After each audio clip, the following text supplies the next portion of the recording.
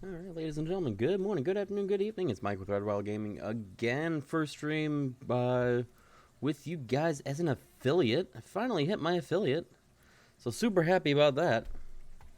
Let me get the right screen pulled up here. I should really do that more often, shouldn't I?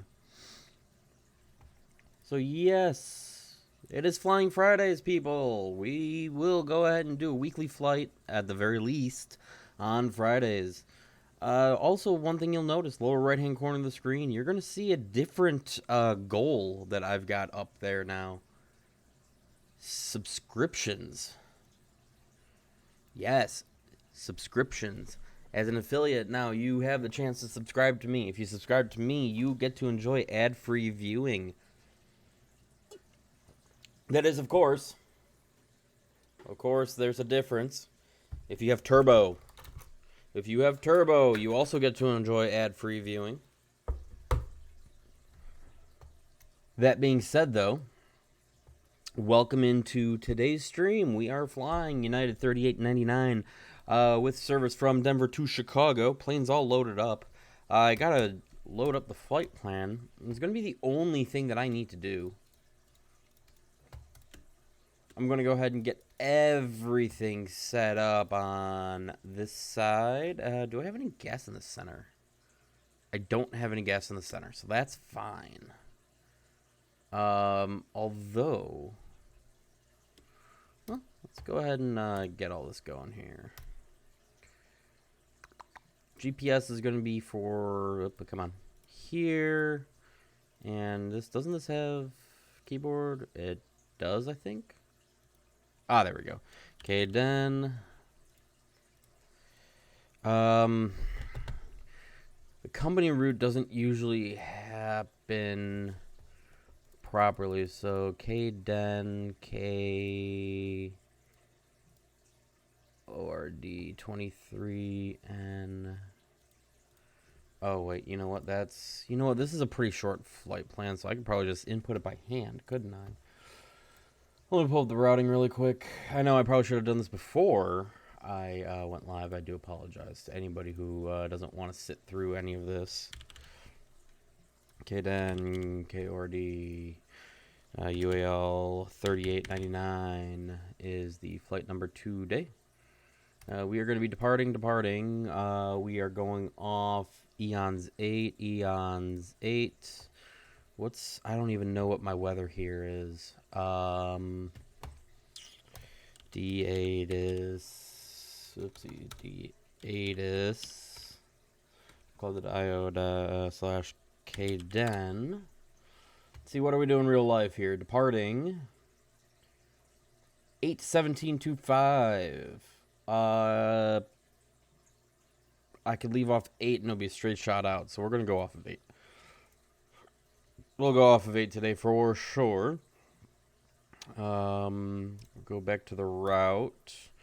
So that'll take us out to Wyndham. We're gonna go direct to OBH. And then direct to FOD. And MYRS. Arriving. The Fight 7 off of Myers, whatever.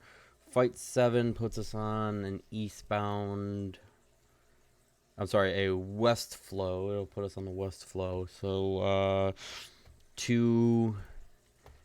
actually, let me double check. KORD. 9s.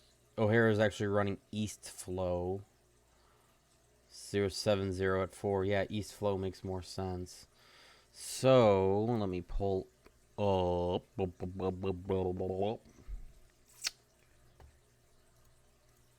me import this flight from SimBrief really quick. Haha. Alright, so Fight 7.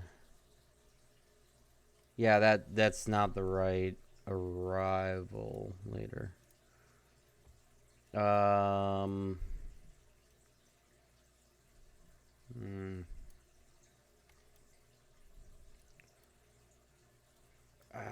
could go up to Mason City and just pull a Janesville. There's really no right. Man, there's really no right arrival for this one. From this direction, there's really. I mean, if I go south, I could take the Shane. You know what? No, I'm gonna leave it as is because the fight 7, if I remember right, there is something in there. We're going. Gonna go down on 10s. Yeah, so there's the 10s. So if I'm doing 10 from Solu, him go. So him go. Oh yeah, okay. That doesn't make any sense. So we'll probably change it up after Maddie. Maddie landing east. Expect radar vectors final approach post. Final approach course after Maddie. So yeah, we'll do coming in off of Maddie. So it's not a problem. So fight 7. ILS. That's actually a good question. How are we landing in Chicago? We'll take the 10 center.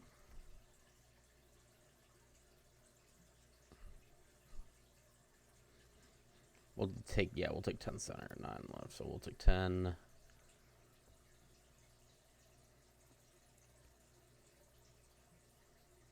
Arrivals 9 left, 10 center. Yeah, so 10 center will be an arrival for us today. Still on the fight 7, so that's not a problem. ILS 10 center. We'll take it out from Gibbons, at least on the charting here. We'll change it around as needed.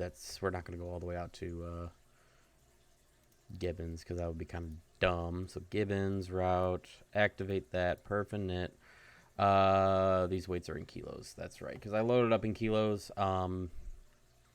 It's fine. I can work with it. Menu, options, setup, fuel and payload, 0 fuel. We don't talk about the fact that I'm 107% payload. We're just not going to talk about that fact. 0 fuel weight is 97.7. That'll clear that out. Reserves. Shoot, I didn't check my reserves. What is my reserve going to be? Briefing preview. Reserves are going to be 5.0.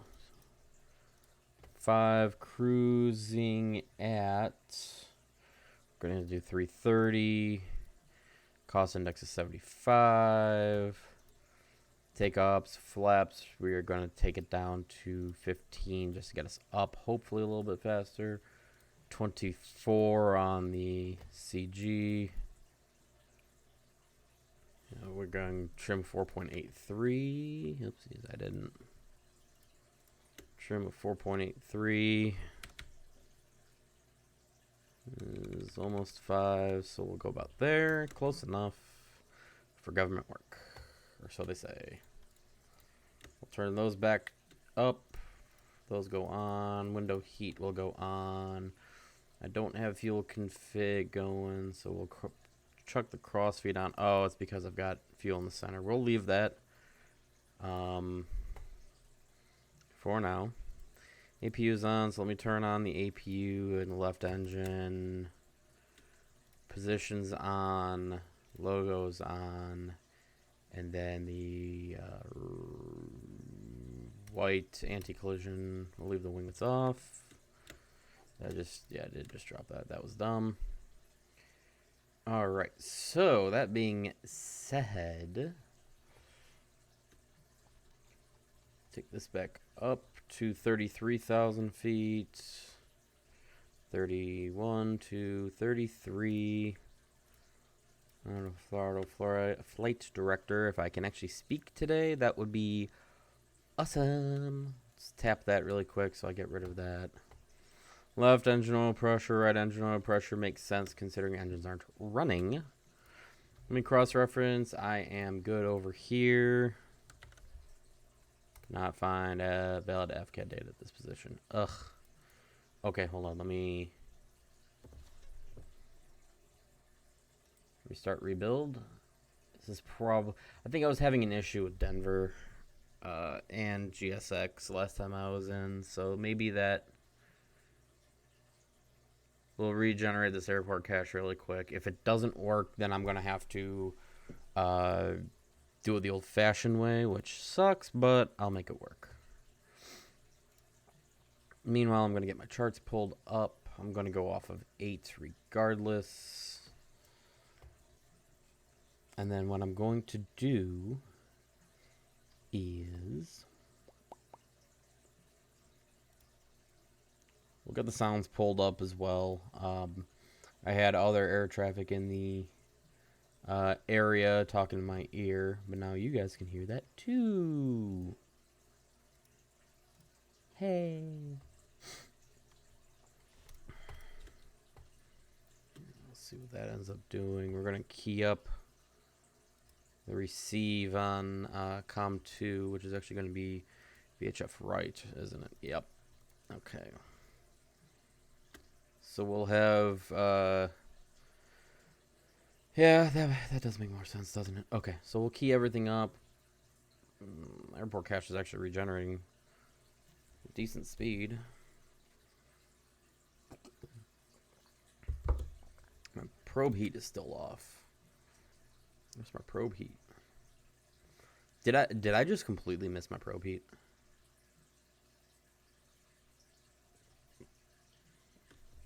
Where is probe? Engine start. No, I'll need that in a minute. Window heat. Insulation, equipment cooling, anti-ice. Will not need that. I think the probe heat is automatic. I think that comes on automatically on the 7.5. I don't quite remember though.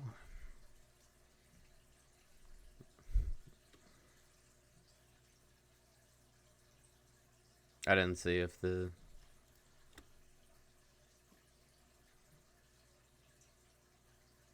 that actually ended up succeeding. So let me. Could not find valid AFCAT data. Okay, so we'll do the old-fashioned way. Parking brakes off. Let's go ahead and get the. Let me get my throttle quadrant pulled out just a smidge because it's a little buried right now. That's fine. Didn't need that. Did not need that.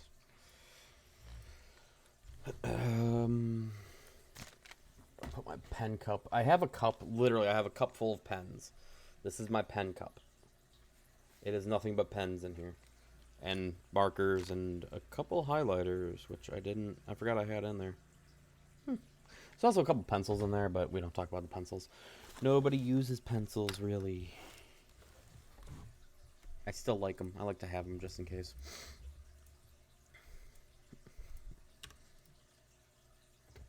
Oh, that's right. If I'm going to be online, I should probably turn my AI traffic off. Clear, 16 right at Denver. That makes more sense, doesn't it? Duh.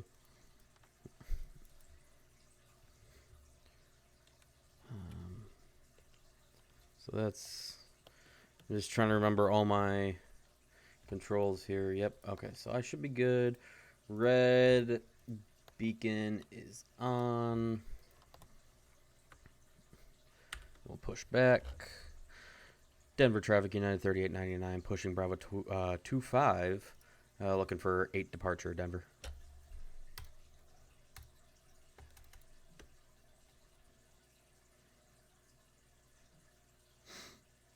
And then, because I'm moving, let's go ahead and get number 1.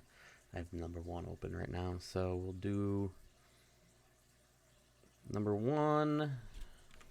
Turn the sound for the actual sim on as well, because again, that makes sense. Yeah, probe heat's coming on now.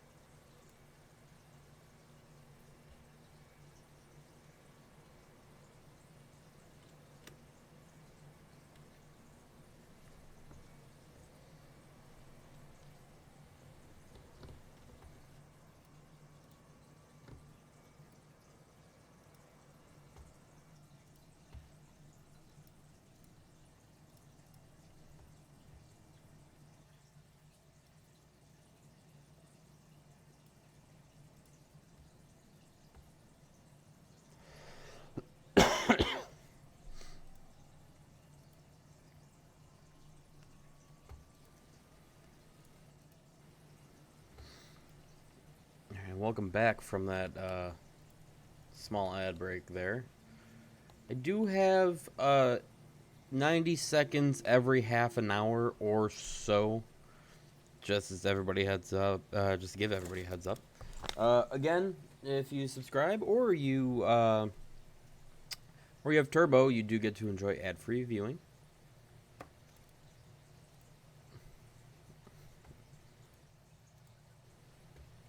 And if the sound gets weird, it's because I am clicking in and out of the sim.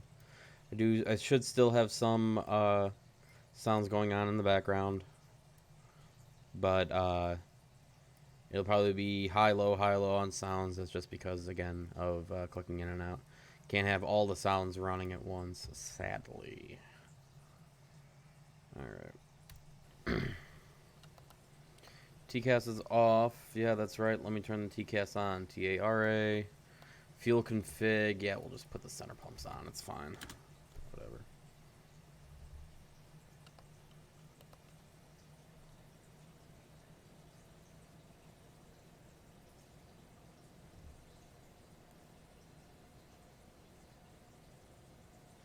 Brakes are good.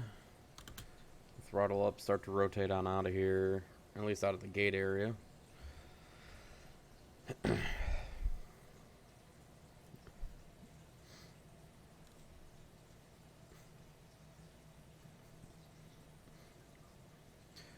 Denver traffic United 3899 off Bravo 25 for runway 8, Bravo North to Mike. Denver traffic.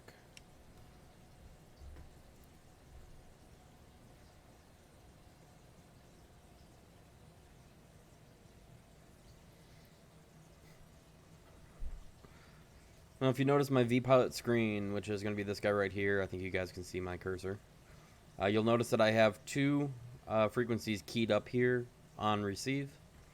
124.3. So I haven't flown on VATSIM in a while. VATSIM is trialing a CTAF specific for airports in the U.S. CTAF, Common Traffic Advisory Frequency. They're trying to break it down so not everybody's up on Unicom, which is smart. I like it. Iffy about it, but I think it could work out. It just means people have to know what frequencies they got to be on. It's gonna be a learning curve for sure. I believe they're still using Unicom 122.8 for anything outside thermal areas, but using that CTAF on 124.3 specifically in Denver, I feel like is going to help alleviate some of the communications. Keep it a little bit more localized, especially in areas where there's multiple airports and people are flying in and out of, like, for instance, in Chicago, where I'm heading to. O'Hare Midway will be two different CTAF frequencies, so that way if people are going in and out of both airports, you'll only be hearing the traffic relevant to you, which, again, I like. I'm going to leave both keyed up under receive, though, just so that way I can see and, well, at least hear the bigger picture. But we'll see how it works out in the long run. I mean, it is a trial right now. Hopefully things will work out. Hopefully. I don't see why they wouldn't. Maybe they will, maybe they won't. Who knows?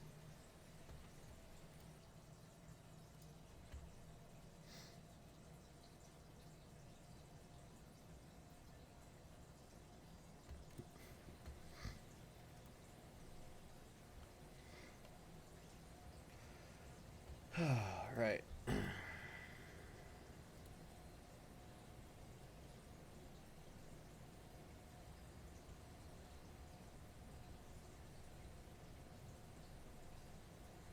going to turn my panel lights on. Even though I don't see them during the day, I like to have them on. Ooh. My hand actually itches for some reason. I am not allergic to anything that I'm aware of. But, damn. And for anybody who's curious, yeah, it's Starbucks. Just a mocha latte. Nothing special. Well, a mocha latte with whole milk, not I 2%. am flying all over the place today, man. Okay, man. Thanks for flying all over the place. Or at least announcing that on CTF. I did not need to know that you're flying all over the place, but I guess that's good to know because I can stay away from whoever the hell that was. You'll also see that I am streaming without my hat on. Sometimes I wear my hat. Sometimes I don't. It depends on my mood for the day. Today I'm in a no hat mood. I still have it nearby.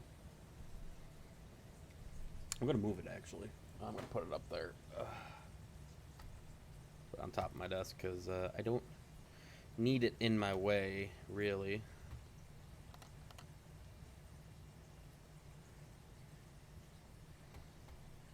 I also don't know who the heck is around me that I should be worried about.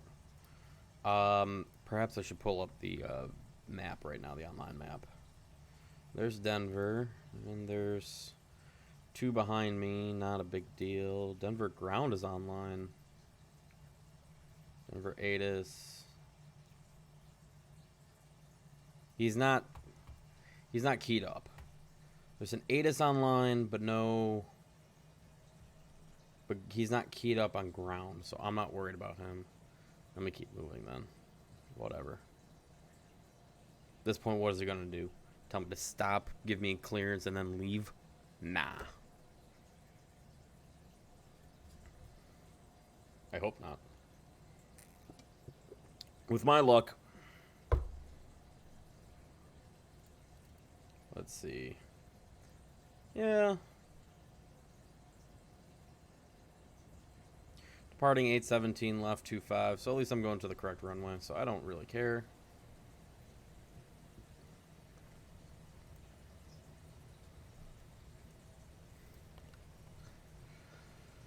Alright. We'll do an LNAV, VNAV arm. Light everything up front.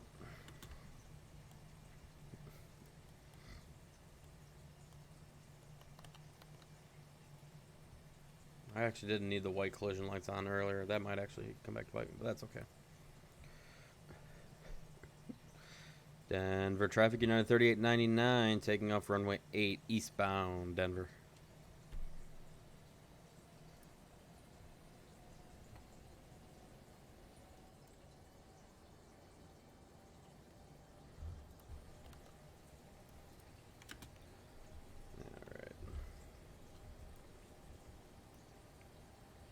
Got 2 that are on my 12 o'clock high on approach, not to my runway, so I don't care too much. We will pull it to the right.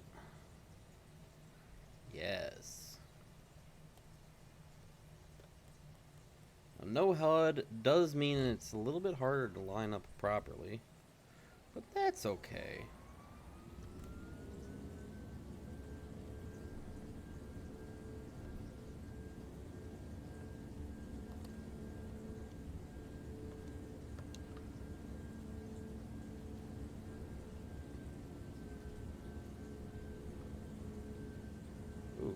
This thing is pulling right a little bit. It's fine. 80 knots.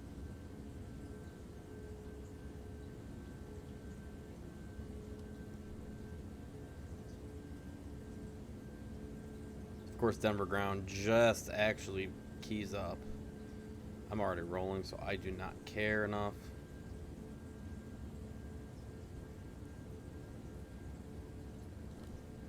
Come on. Come on, get me airborne.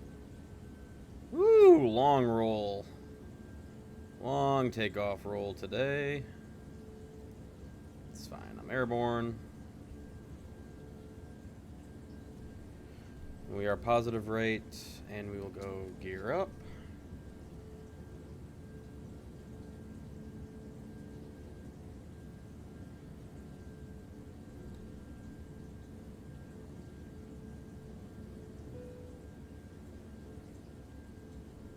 We are left engine high stage. That will change shortly. And we'll take flaps to 5.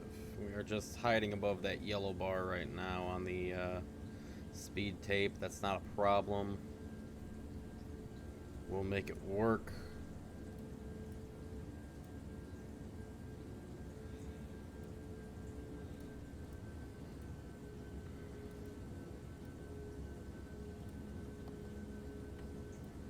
We are getting an insufficient fuel message. That's fine.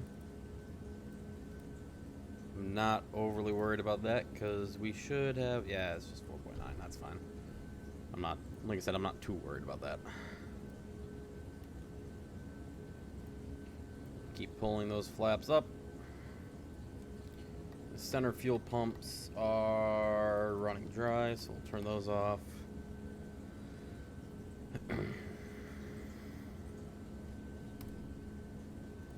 Traffic Pacific 2089 is on final approach runway 16. Left. Denver traffic.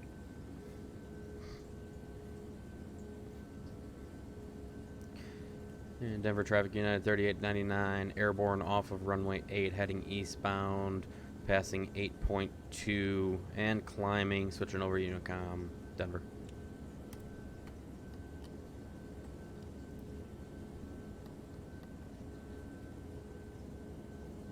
Now, that should... Oh, do I have to do it this way? Used to remember how to change the transmit frequencies.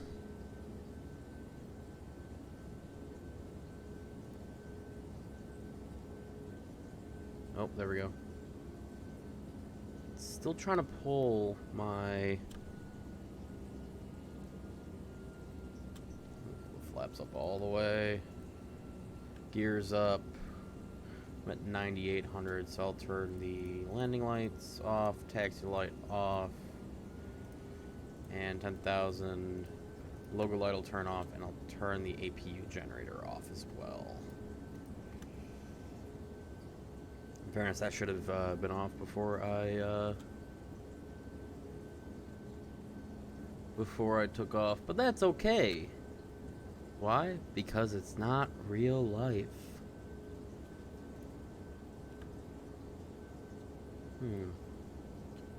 See, that should not... I'm trying to figure out how to I mean, I guess I could just turn off CTAF.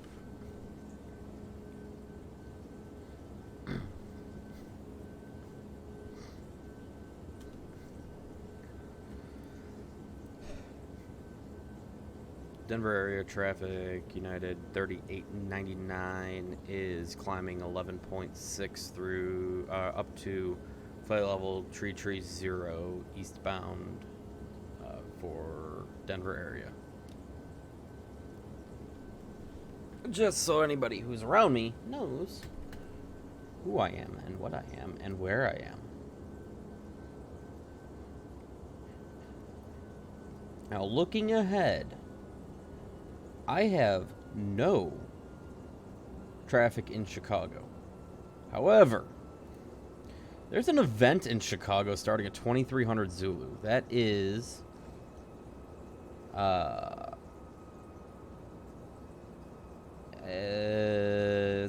going to be after I get there, so I'm not too terribly worried. Just means I might have some air traffic once I get that way, so we'll see what happens. Why am I hiding at 12,000 right now? I feel like that's because, yeah, Shobo need to be below 12,000. So that's fine. That's understandable. There it goes. Now she's rocketing up. Alright, I'm going to change my performance 4.8 on the reserves, just so I can get rid of that damn warning.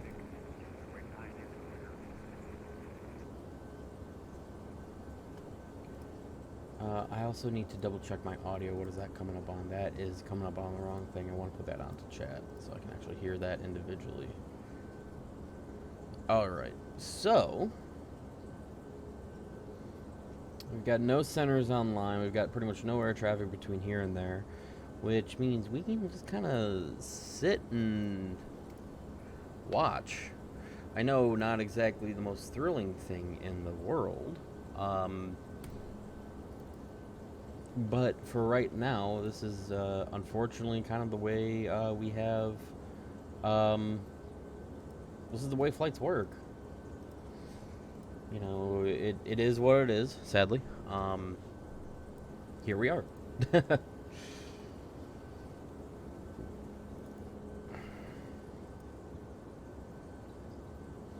While that's going on, I guess what I could do is there's a couple things on the backside that I can do.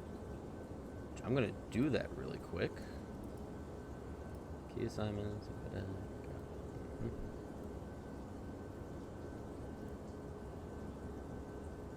Keystroke.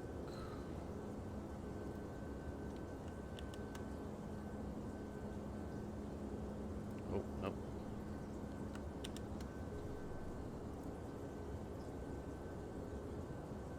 Okay.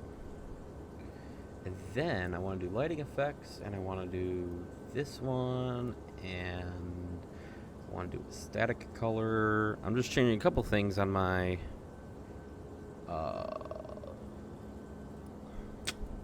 come on. You know what? Oh, I gotta do it that way, don't I? Okay, so color. Nope. Solid. Here we go. Oh, static color, maybe? Solid? No, static color. Okay. Onto there. Color, we're gonna make it purple.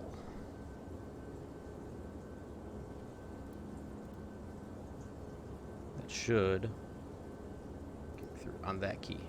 Ha! There we go. All right.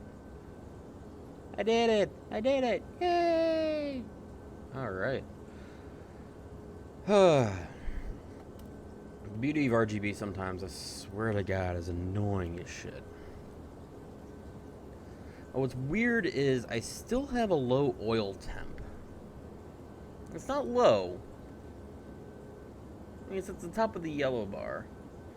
It's something I'm going to have to kind of keep an eye on throughout the flight.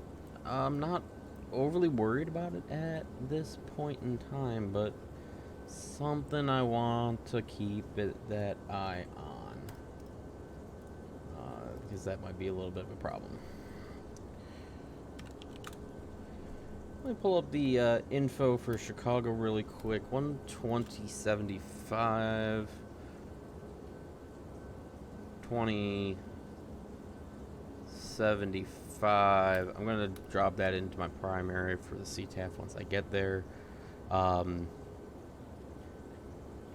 is, of course, barring any air traffic that might pop up, which is always possible. That being said, though, we get to just kind of sit back, relax, and hopefully, if enable cruise alt.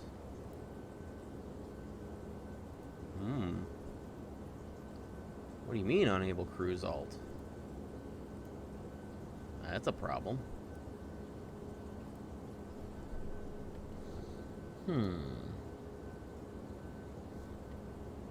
Cross-reference the arrival chart really quick, because I just want to make sure Myers say Benner, J-Bags, B-Hawk, we're below 26, above 21. Stanley, we're going 280 knot, below 210, above 17.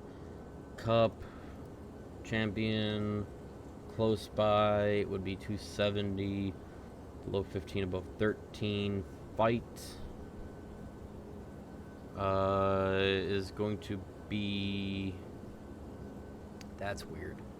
That should not be happening. Okay, that's a problem.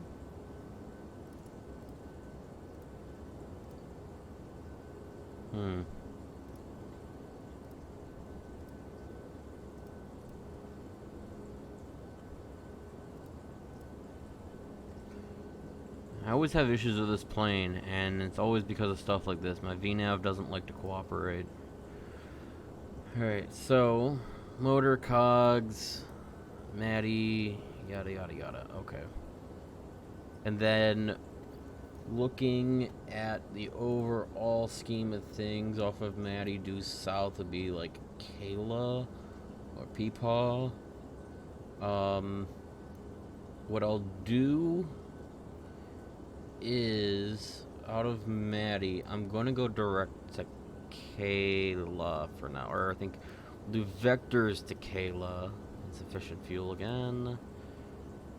But now I'm at 6.0, 5.3, so it's going to recalculate. It'll take a minute. Now it's saying 6.0. Yeah, that's fine. So we're good on that. 96 mile. That's going to keep bouncing, I think. Yeah. 700 pounds or 700 kilos. That's kind of weird. That's going to bother me. I should have changed it back over to pounds. There we go.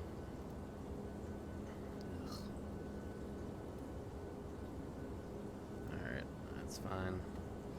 So that'll 2,000 pounds worth of, give or take, worth of fuel is just kind of bouncing around. So that's really stupid. That's fine. That's fine. We'll leave it as is for now. We'll just climb on up to 33,000 feet today, and we'll sit tight. We are on the Eon's 8 departure. We are heading out to Wyndham. From Wyndham, we're going to go to the Wolbach VOR. That's OBH. That'll be the next waypoint. After that, we're going to continue northeast to Fort Dodge, FOD. From Fort Dodge, we're basically going over Waterloo, Iowa, to the Myers waypoint. It's not a VOR. That is Meyer. That is a waypoint. It's going to be east of the Waterloo Regional Airport, and that is, of course, in Iowa, if I remember correctly. Let's see. Can you tell me? Yeah, Waterloo, Iowa. Haha, I was right. Yeah, so we'll be over Iowa, cross over the Mississippi, right around the Wisconsin border, Wisconsin-Illinois border. Give or take, let's see, because Platteville is in Wisconsin, yeah, so it'll be like right around it'll be just north of Dubuque that we're going to be crossing over into Illinois, so that Dubuque is pretty far north. So, just kind of like looking ahead here, crossing the Mississippi between Benner and J-Bag's waypoints, coming in on the Fight 7, we're going to go down to Maddie south, southbound turn to Kayla, hook up ILS 10 center, unless, of course, air traffic decides to change that on us, which is always possible.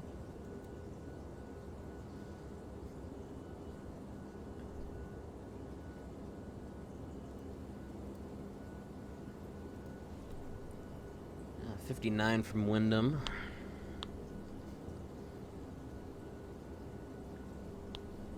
So we get to just kind of sit tight and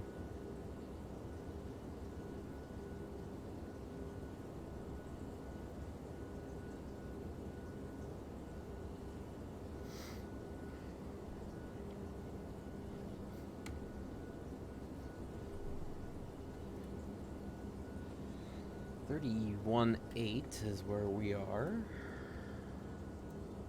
We do have another ad break coming up, so for anybody who is without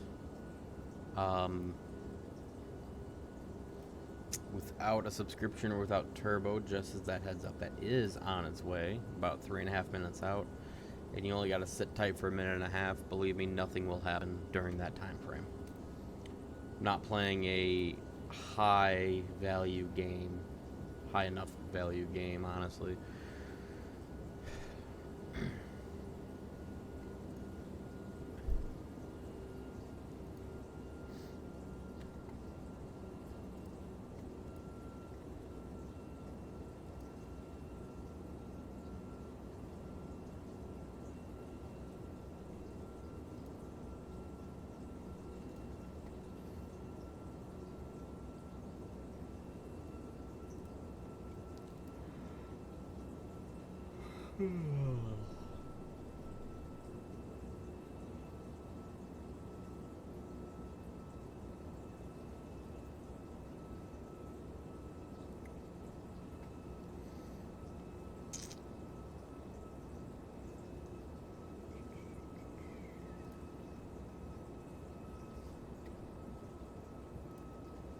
Gonna check on the status of a couple other things while I am flying here, because again, sometimes flying is a little boring.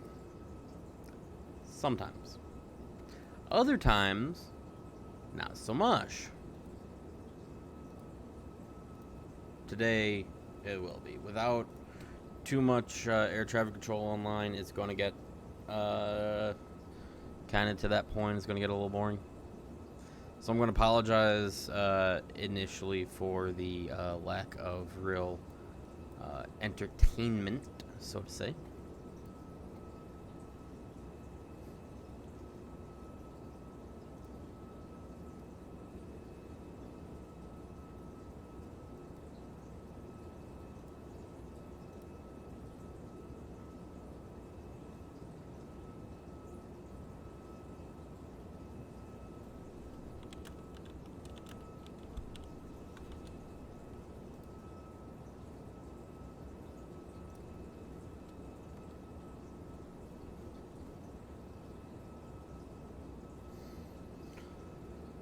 Ooh.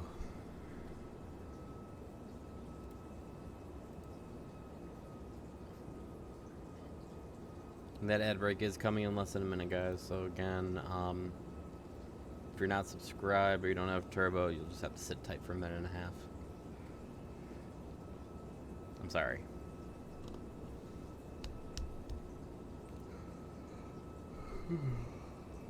Huh.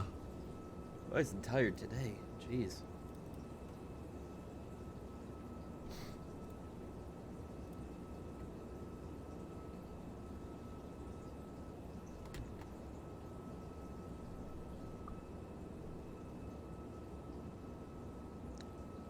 Also, I'm not sure. I'm gonna have to check what my mic is picking up, but my mic might be picking up my fish tank, which again is a little low on water. If it is, I do apologize. If it makes you have to use the restroom, now would be the time to do it.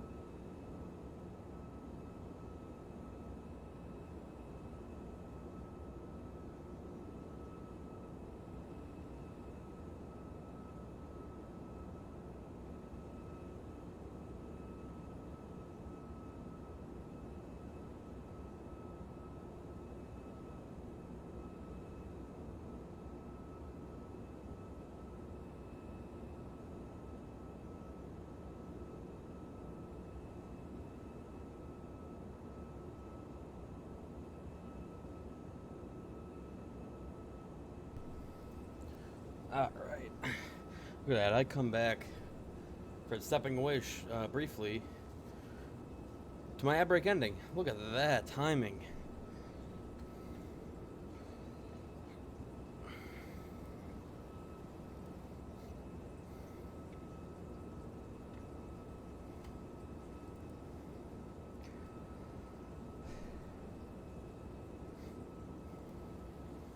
We are passing Wyndham, which is awesome.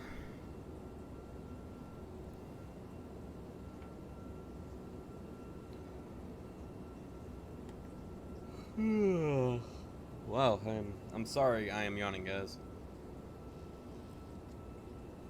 So, I didn't sleep very well last night. Sad. I had a very interesting hour and 8 minutes at work. Sad. The reason why it was an hour 8 minutes is because it's snowing outside. Sad. Goddamn snow. It was a safety call made by my supervisor. I do not argue the call that was made. Weather was calling for heavy, wet snow. I am keeping an eye on my work phone in case I do happen to call back in, which has not happened, and I do not believe will happen. But I am keeping an eye on it just to be on the safe side, just in case.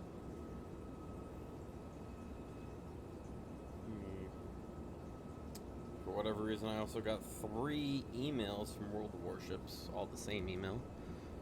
Don't know what the heck happened there. I'm gonna check that on my computer really quick. Yeah, 1, 2, 3.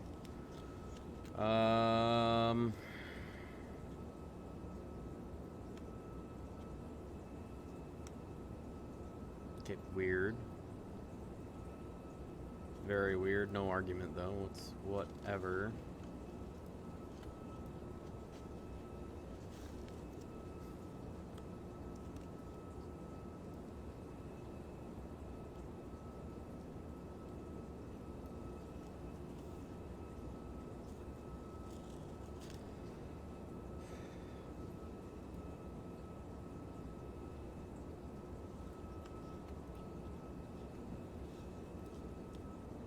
Okay, what am I? UTC minus 6 Central Time. I'm just changing a couple other things here. Like I said, in the background. There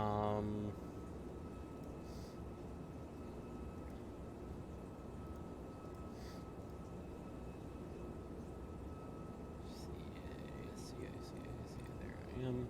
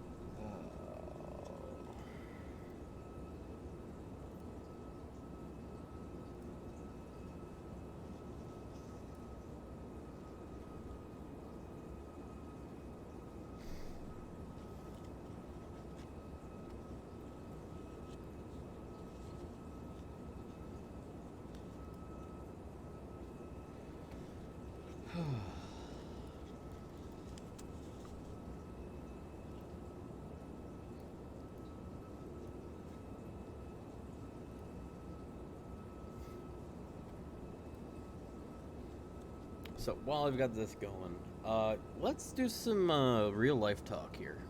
Of course, I don't know how many viewers I've got as of right now, but we'll do it anyways because, why the heck not? So, if anybody does or does not know, I am a relatively big Formula One fan. When I say relatively big, I've been following Formula One since 2012 now. In that time frame, or since then, I have always been a Red Bull Racing fan. A lot of people might hate me for that. I'm sorry. To see a young German driver by the name of Sebastian Vettel completely sweep the floor in a relatively new team with new leadership, that is absolutely insane and an amazing thing. I've been a Sebastian Vettel fan since the beginning. I have been a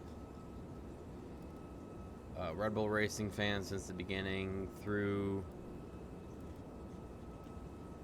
time, things have changed slightly, not necessarily for the worst. Things have changed. Drivers have come and gone. Once Vettel left Red Bull, I was still very much a fan of him. Very much a fan. Things changed. Still was Red Bull fan. Am now a Max Verstappen fan, whether you like it or not. Anybody who follows Formula One knows that silly season started before the season actually started. Silly season is kind of what's known as the huge change of, the rumor mill starting to fly for drivers and contracts and stuff like that. The biggest thing that happened, the reason why silly season started so early, was the announcement that Lewis Hamilton, who had spent the last 9 years with Mercedes, has signed with Ferrari. Oh boy, who just lost his seat? Was it Charles Leclerc, Carlos Sainz? Well, it ended up being Carlos Sainz. Carlos Sainz lost his seat. Rumor mill started flying. Well, where's Sainz gonna go? Is he gonna go back home to Red Bull? Because he got his start with Toro Rosso, the Red Bull sister team, the junior team, so to say. Is he gonna go there? Will Yuki lose his seat? Will Ricardo lose his seat? Will Checo lose his seat and Danny Rick get a promotion? Who knows? I don't think it's set in stone where he's going yet. But that'll come to see what ends up happening.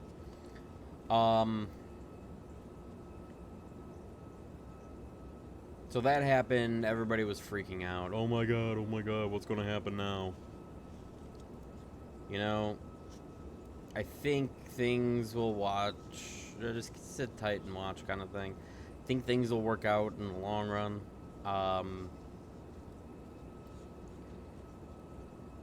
We'll see what happens.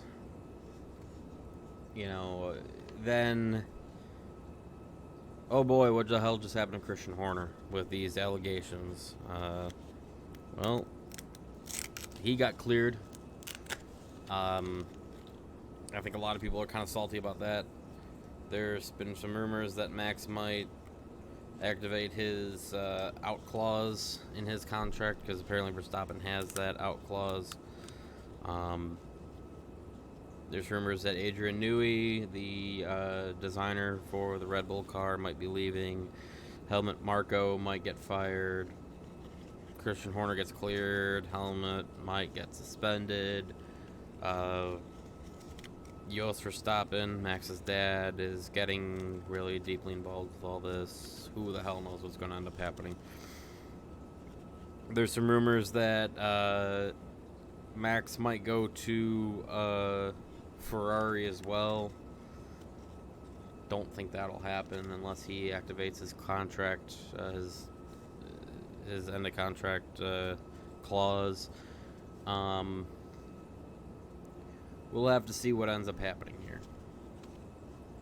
First 2 races of the year, Bahrain and Saudi Arabia.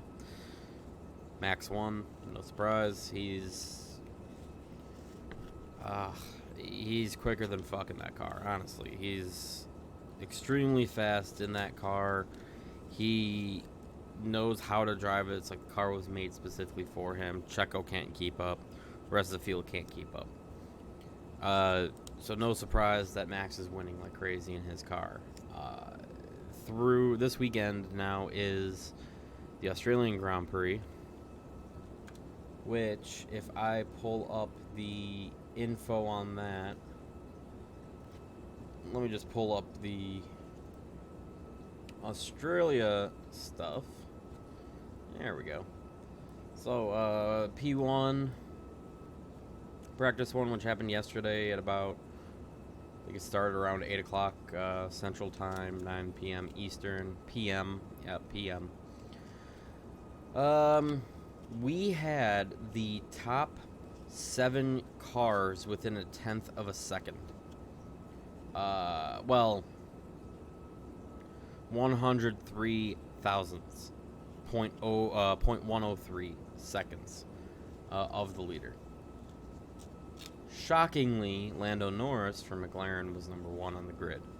Max Verstappen, everybody's favorite, number 2 on the grid, 18 thousandths. That's 0.018.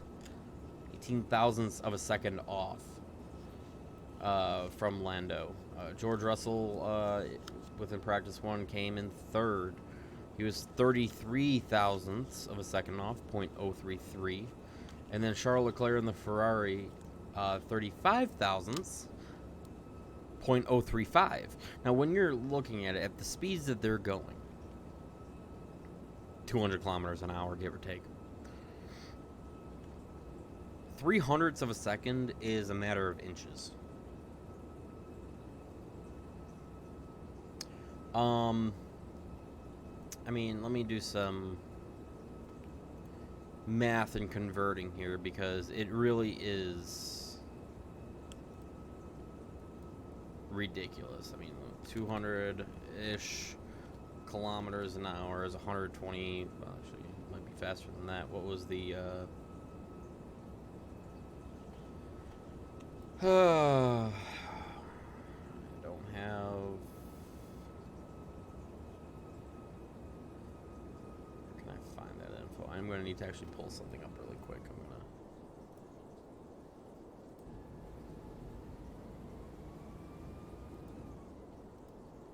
Weird. I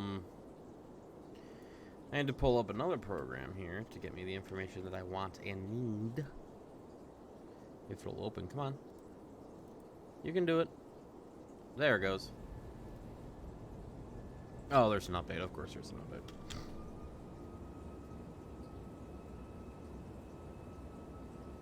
Because what I need to find out is what the top speed was of practice 1. And I can find that.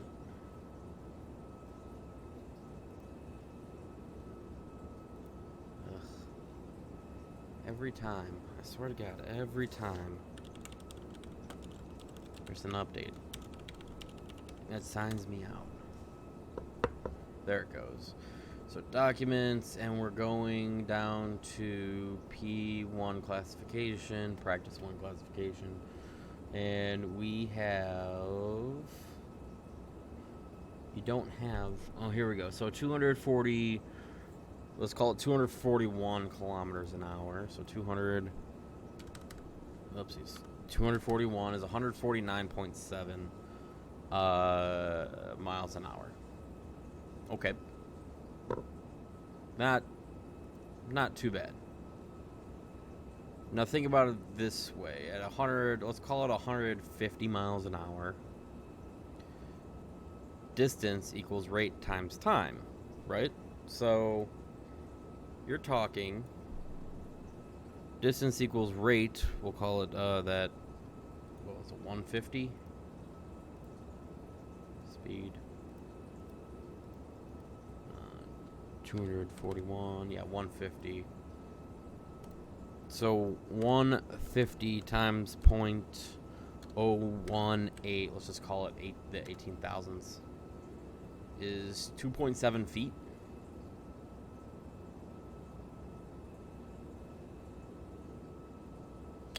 It's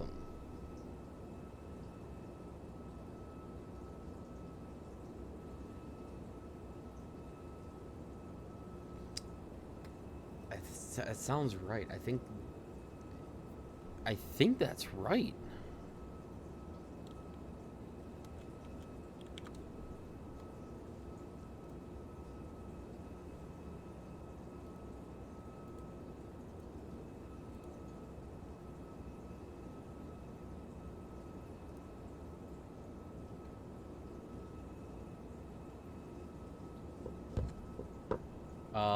You know, basic algebra is really getting me right now. I am confused as shit.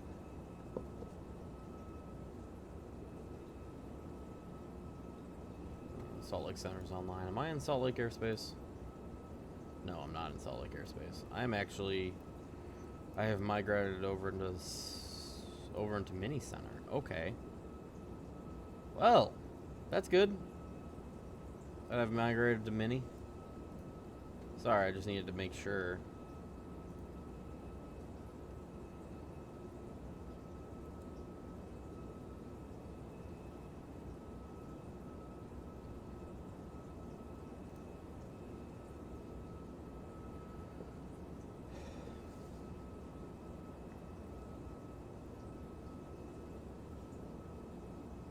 That's coming down to... no, because I need to convert the miles per hour into feet per second. Which, I mean, okay, let's put it this way. You're... At those speeds, you're talking a matter of inches. Let's just say it that way. Let's be nice to myself.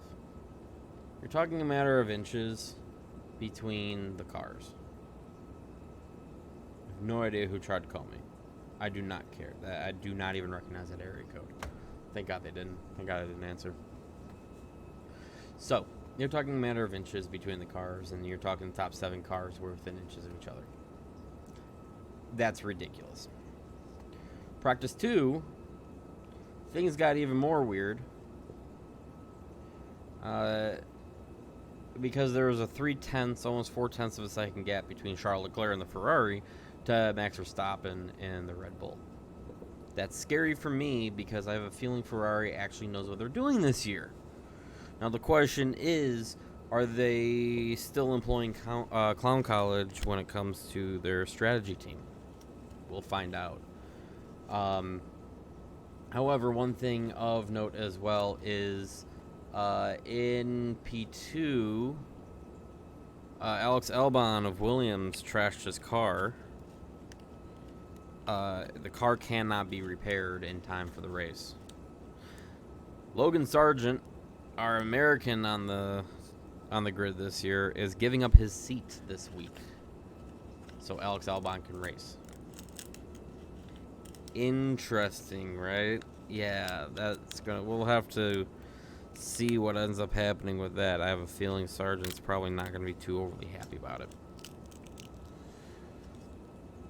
We'll see what ends up happening. Qualifying takes place today. What time? Qualifying takes place 8:30 p.m. Central Time. In just under 5 hours. I'm sorry, no, that's practice 3. Qualifying is at midnight my time. Midnight. Woo! And then the race is tomorrow at 11 p.m. Central Time, my time. Because I'm in the Central. I am in U.S. Central. I am in the Chicago metropolitan area. I'm deep in the northwest suburbs. If you care to know which one, let's put it this way. I am barely in a red county. We'll just say that. But I am in the Chicago metro area, so you can still find me somewhere in or around Chicago from time to time. Well, tomorrow I'm actually going up to Milwaukee.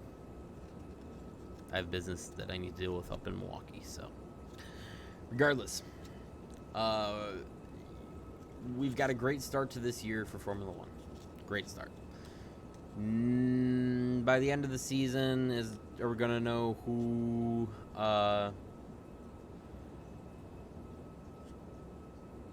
who's actually gonna win? Hopefully by the end of the year. Hopefully.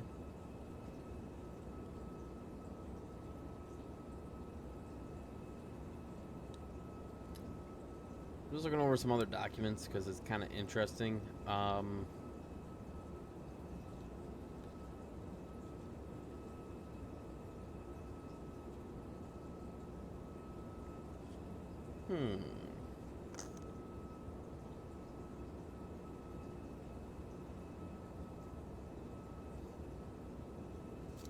Now, what I would be really interested to see is if Alex Albon and his Williams pulls off the craziness that he pulled off last year. Last year, what he did, my man took the hard compound tires the entire length of the race, the very last lap, went through the pit, put on medium tires, and then crossed the control line. Now, Australia is weird. The control line, or the timing line, the line that actually matters with how you qualify as a lap, is at the end of pit road. All of the pits are before that control line, unlike other tracks where that control line is at the very beginning. In Formula One, one of the rules is you need to use two different compounds during the course of the race. Usually it's hard and medium, or medium and soft. Really depends on the track. He used both compounds. Barely. Barely. But we'll see what actually ends up happening with him, because that was absolutely insane, the fact that actually happened. So we'll see how things work out. Let's just put it that way. We'll see how things work out.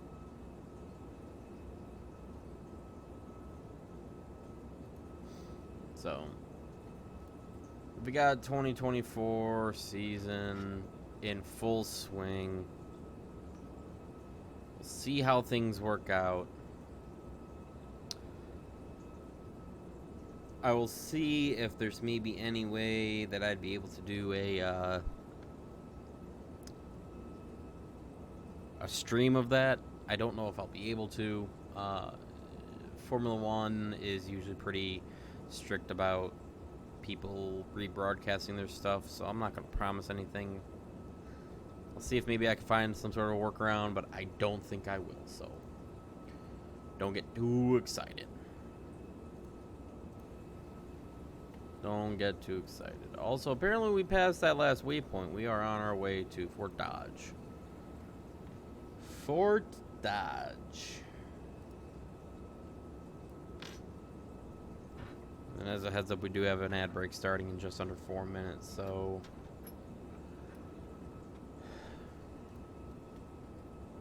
your half-hour reminder: if you are not subscribed or you don't have Turbo, you do enjoy ad-free viewing without it, or with that, I should say. You get to enjoy no ads if you subscribe or have Turbo. Jeez. Go figure.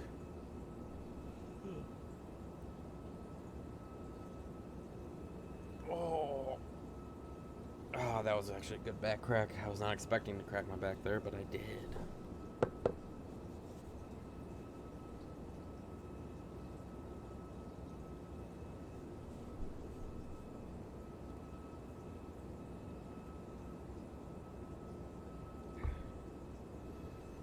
Coffee is sadly cold at this point. It's a disappointment, but it is what it is.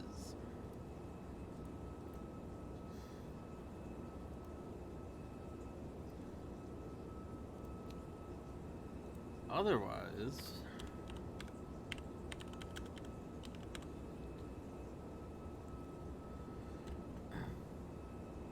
what is going on in the world of aviation and aviation news?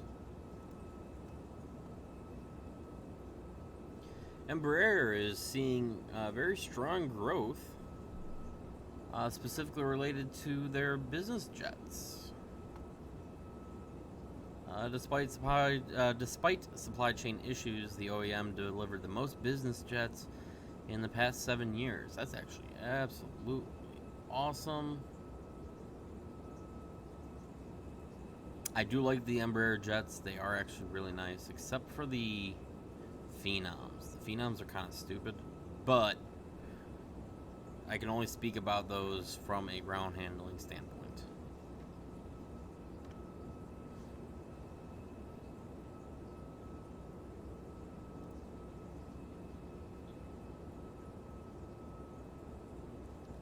Atlantic Aviation is preparing to support Lilium eVTOL flights. Infrastructure and support will be available at 30 or more U.S. locations. Okay. Not too bad. Do they say where? No.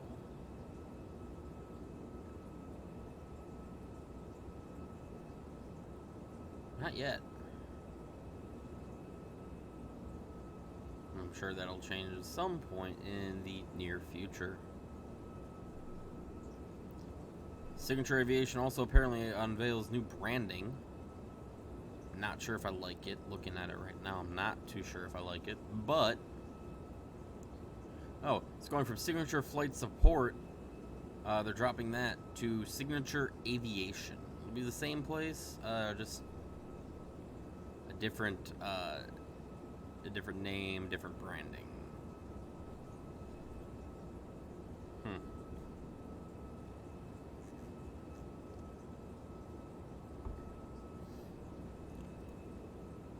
We'll get right back to some more news here right after the ad break, so please feel free to sit tight.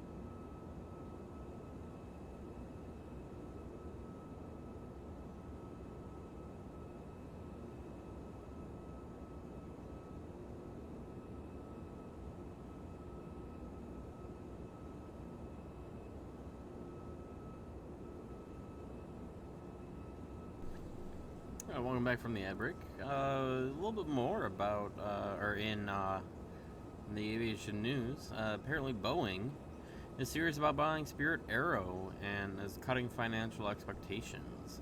Interesting. Leaders of Boeing and Spirit Aerosystems have conviction that a proposed remerger of the companies is the best move for ensuring safety and quality in the U.S. aerospace industry, according to Boeing CFO Brian West on March 20th. Going on record to say, quote, I'd point back to comments that Boeing CEO Dave Calhoun made in January around how Boeing more than 20 years ago probably got a little too far ahead of itself on the topic of outsourcing. And this is probably the example. West further told a Bank of America investor conference that Boeing would buy back Spirit using cash and debt, although he declined to go into more detail. Comments were a surprise to many financial analysts, some of whom had assumed Boeing would pay for the Wichita-based Tier 1 aerostructures provider through common stock. Using stock would be dilutive to current shareholders while unpopular with stock owners. It was seen as a more viable option by some analysts because of Boeing's credit rating at three major rating agencies. It lies just above junk status. Issuing more debt nominally could tip Boeing's rating to junk. But Boeing does have an unused credit line available, so it's unclear whether using that would save it from a downgrade. As for cash, Boeing ended 2023 with almost $16 billion in the bank. More cash could be generated from selling businesses. Boeing has been exporting sales of so-called non-core defense and space assets, according to several news reports. They did include United Launch Alliance, a rocket joint venture with Lockheed Martin, as well as digital receiver technology and Argon ST units. West did not deny the reports when asked at the conference, but he stressed Boeing looked forward to being a major defense contractor regardless of divestitures. We love our strategic position across our defense portfolio, West said. The ones that I saw got mentioned, and while I won't speculate, are pretty small to us both economically and strategically. West's comments about Spirit underscored Boeing's seriousness in acquiring its most important supplier. Spirit builds 70% of the 737 and supplies every Boeing commercial airplanes program. And it comes as some industry experts have quietly doubted whether it was all a ploy to satisfy the FAA or force rival Airbus to pony up more money for Spirit, which also supplies the European OEM. Instead, West said the intent is to return Spirit to its long-running role as it served before Boeing spun it out in 2005. Without going into the synergies and efficiencies, it's really about focus and running that business not as a business but as a factory, West said. Run it as a factory and stay focused on safety and quality and stability, and that opportunity sits there. Nevertheless, growth will occur slower than expected even 2 months ago. While Boeing did not provide formal financial guidance for 2024 when it last hosted a quarterly teleconference in late January, West used the March 20th conference to reset expectations lower following the aftermath of the January 5th door plug blowout on Alaska Airlines flight of a 737 MAX 9. For the first quarter of 2024, ending March 31, Boeing now expects to burn $4 to $4.5 billion of cash. It's higher than we originally planned back in January, West said. Boeing commercial airplanes margins will likely be negative 20% for the current quarter and negative for the whole year. West said Boeing still believes in the $10 billion free cash flow benchmark, which was provided in November 2022 at a widely anticipated Boeing investor conference, but it will come later rather than sooner. West also said that in regard to the longer term, the vision framework that we laid out in November 2022 is still intact. It can take us longer to get there. His latest comments struck some observers as signaling wiggle room around the timing of achieving Boeing's free cash flow benchmarks, like how executives have talked around achieving stated 737 production rates. But while goals are slipping further off, at least Boeing can point to good reasons. The first step towards fixing a problem is acknowledging that it exists, according to analysts at Vertical Research Partners. Boeing's cut to its free cash flow guidance is an overdue recognition of the situation it is in, but we still worry that it is being overly optimistic. The analyst continued by saying it has no guarantee on what the FAA's conclusion will be on the 737, and it is currently producing way below the official rate of 38 per month. With potential Spirit integration risk on top and some of its defense programs still struggling, we think Boeing would be better off ditching the $10 billion free cash flow target until it has made more progress sorting out its myriad of problems. Yeah, that is a huge thing. Boeing has a lot of problems going on right now. I formerly had Boeing stock. I dumped it at the recommendation of my financial advisor. He believed that it was probably a bad idea to hang on to it. He strongly recommended that I get out of that stock, which I did. It's a little bit of a concern to, I think, a lot of people right now.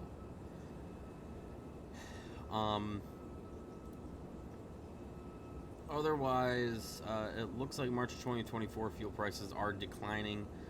They're currently down 2 cents from February averages and down 21 cents from a year ago.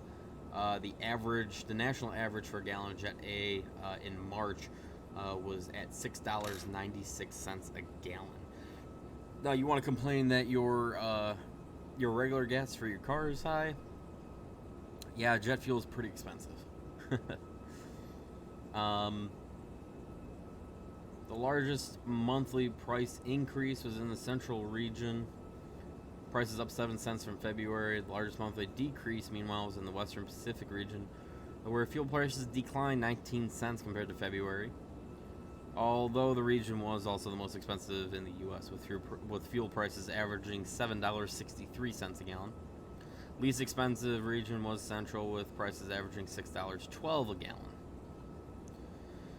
So it's good to see that overall prices are coming down a little bit.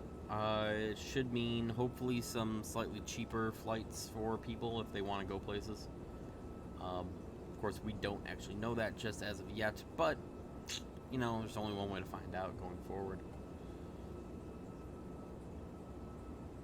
Popping back into the flight really quick, we are looking at 15 miles to Myers, which at that point we'll go ahead and join up on the Flight 7 arrival. I'm sorry. No. That's wrong. I can't read that. Not 15 minutes. We have 45 miles till Fort Dodge. We have 143 miles to Myers at 2013. So you're talking, 13 minutes until we hit Myers, and then we're on the arrival. Top of descent is in either 210 or 303 miles. Okay. Plane's being weird. Plane's being real weird. We'll figure it out as we get there. Don't know why it's jumping almost 100 miles, but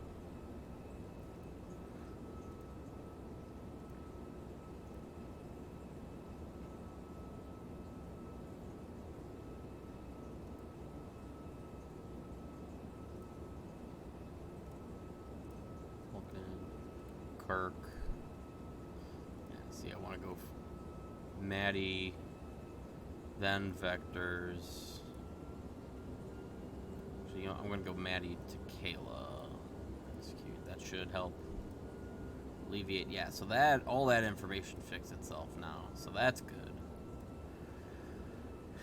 Which means we are 202 from top drop.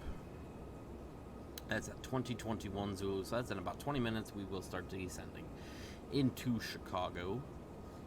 If the weather at the airport is kind of like it is out by me, it is gray and cloudy. I'm sorry. Nothing special going into Chicago today. Let's just reference the info. Real world. The ATIS info is Sierra at 1951 Zulu. We have the winds at 030 at 6 knots, visibility 3/4 of a mile in light snow and mist. Broken at 1,200 feet. We are overcast at 2,500 feet. Temperature is 1, dew point -1, altimeter 3004. In the remarks, it looks like we had snow beginning 15 minutes after the hour. That's good to know. As of right now as well, arrivals expecting vectors ILS 9 left approach, ILS 10 center approach. Simultaneous approaches are in use. Read back all runway hold short instructions. Departures expect 9 center from Fox 9,200 feet available, 10 left from Delta 10,093 feet available. Simultaneous parallel departures in use. Attention pilots, expect to initially fly runway heading on departure. 4 left, 22 right closed. 4 right, 22 left closed. All runways, condition code 555 at 1923. Pilots use caution for bird activity in the vicinity of the airport. Hazardous weather info for Chicago area available on flight service station. Use caution for preventing equipment and numerous sites on the field. When ready to taxi, contact ground. Yeah, okay, I don't care about the rest of that. So a lot of that didn't actually apply to me. The departure info does not apply to me right now.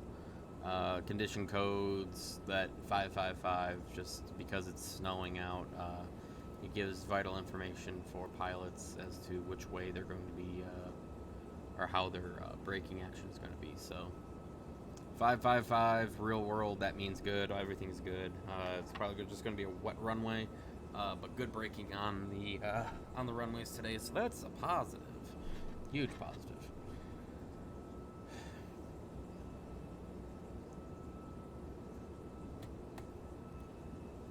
Of course, that's not really, sadly, simulated within the simulator.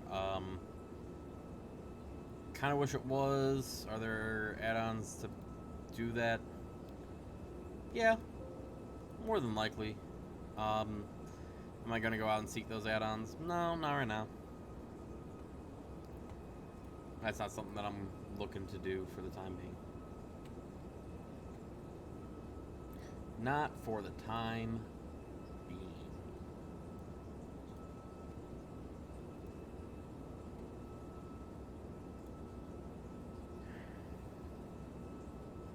Yeah, we can just kind of sit back and relax, at least for right now, while we go ahead and keep flying here.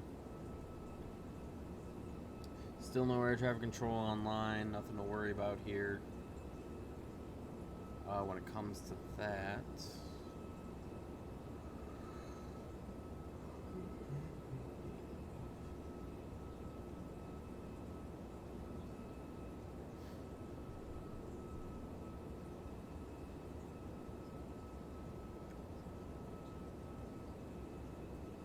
what's sad is I'm kind of getting a little hungry.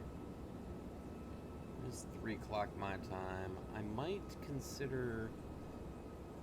So I was going to possibly run a turn after this flight, possibly down to Nashville.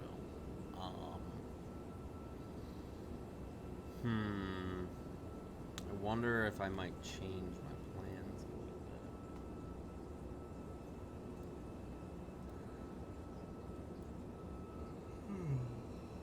bit. Ugh. God damn. Wake up. Let's see. Let's just see. What do we have? Anything interesting out of Chicago that I'd be willing to fly? Anything that's not 8 hours? Because I'd really rather not.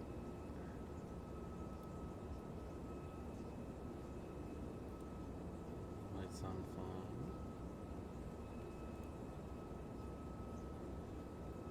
That doesn't sound as fun. I don't want to do a 16-hour flight to Delhi, India. That does not sound very fun to me.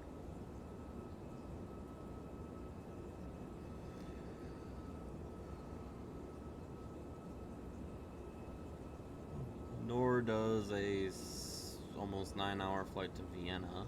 Not right now, at least.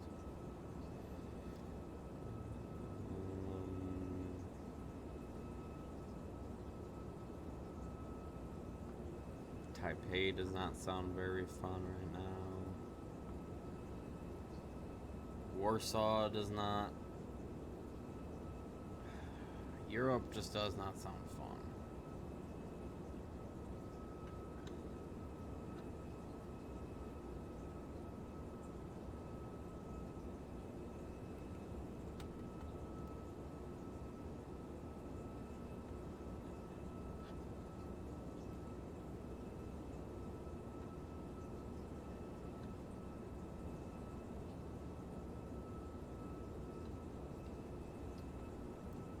Well, I guess I'll leave it to you guys. If there's anywhere you want to see me fly after Chicago, out of Chicago, give me a yell. Because I'd be perfectly happy with entertaining a flight from anybody who wants to see something. Keep it reasonable, please. I would really rather not, you know, be stuck on a 16-hour flight. That does not sound as fun.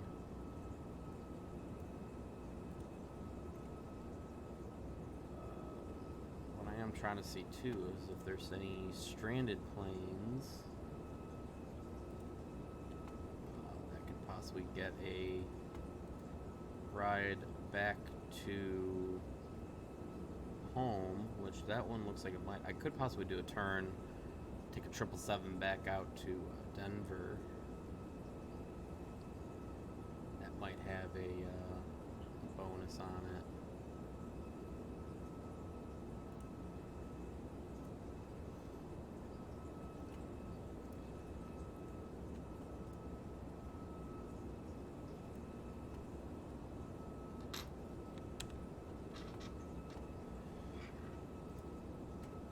Might have a little bonus on it, but we'll see.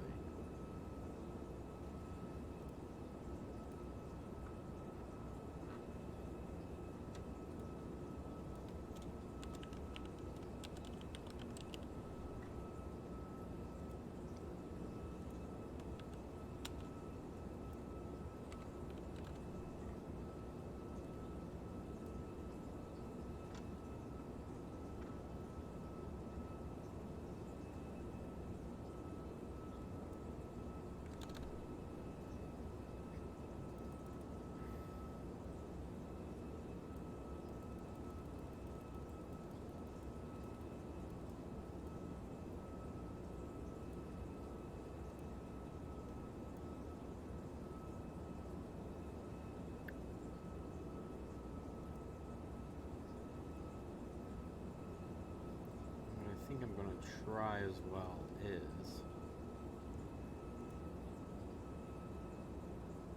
I wonder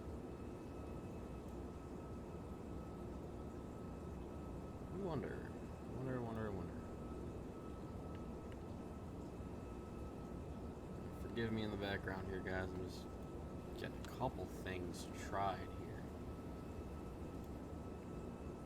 If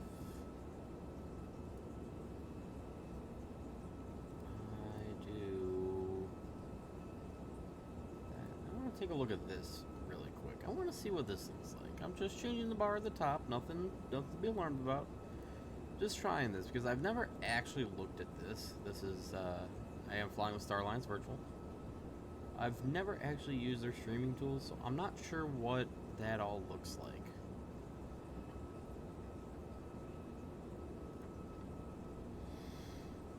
I don't hate it.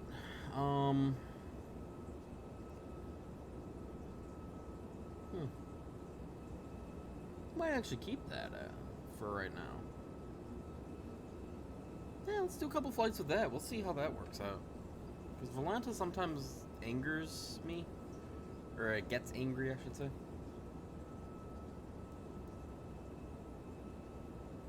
But we'll leave it as is for right now. We'll see how it works.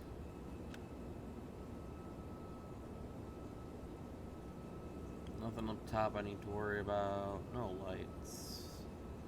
Down low, no lights.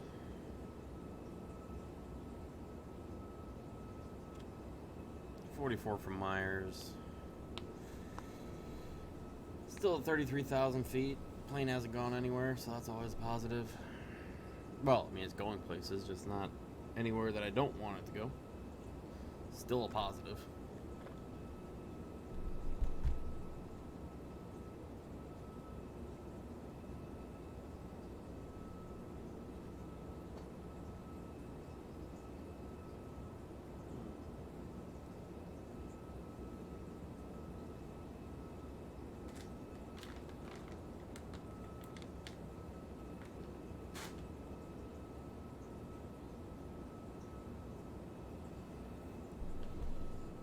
Still kind of hungry though. Might nibble on a little something here after this flight, regardless.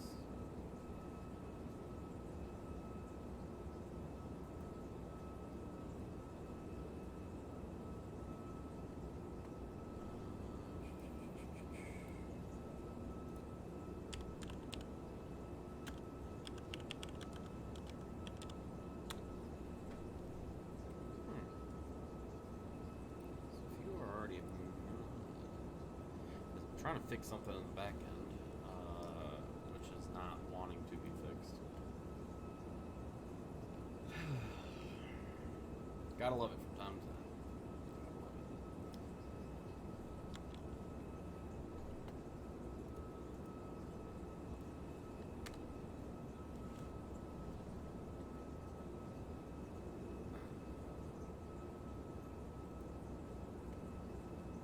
There's no air traffic control online. None at all, none at all. We have a beautiful clear shot to Chicago. And if I was to possibly look at that, no, that. I'm still getting some precipitation in the Chicago area. Chicago north of the border, going southwest through Quincy. Aurora, Joliet, down to Peoria, over to Quincy. So yeah, southwest to northeast. And actually northeast, that line of precipitation continues up through Grand Rapids, through Toronto and Buffalo. Buffalo's actually staying clear of it right now, but through Toronto, going almost all the way over to Syracuse, New York.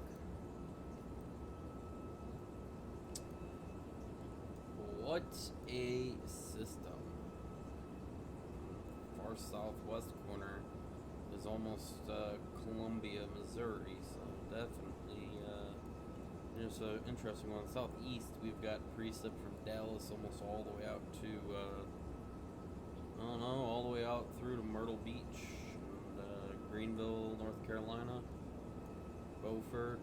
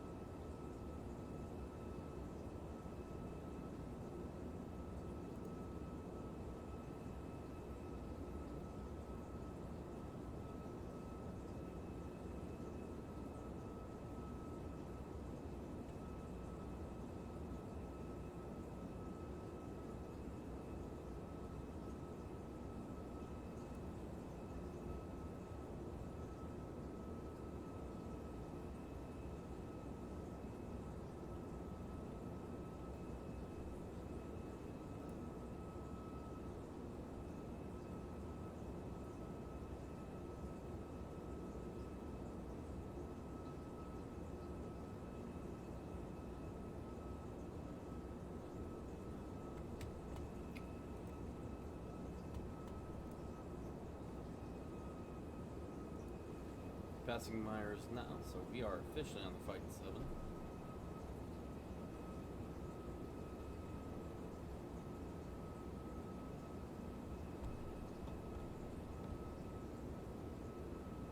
All good.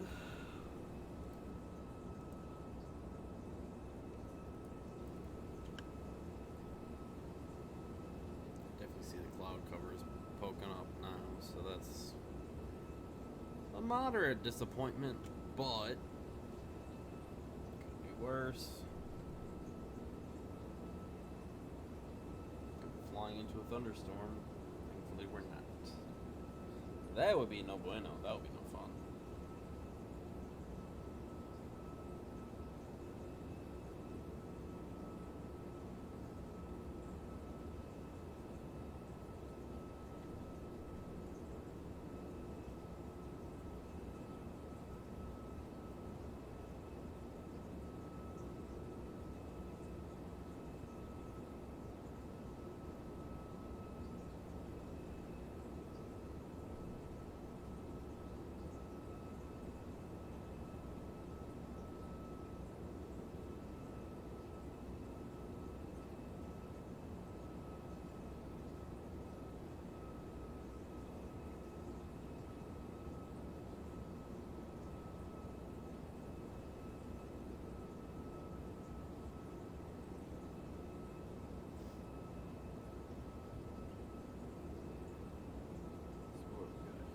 Got a whole lot of fun going on. Alright. Unrelated to the stream, there's some stuff that I'm looking through.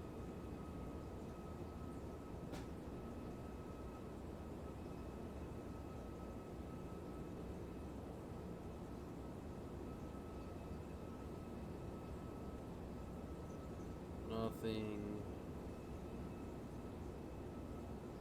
really going on otherwise right now.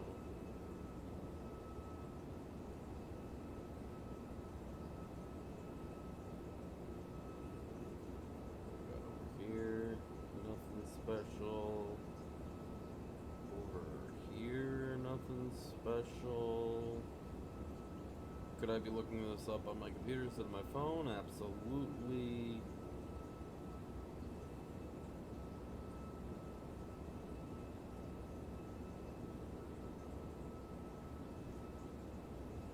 Alright.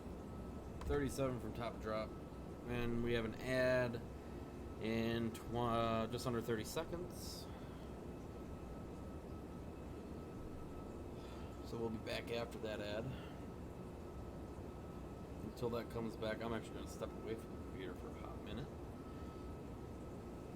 Feel free to hang out, guys, in the meantime. And I'll see you right after the ad break.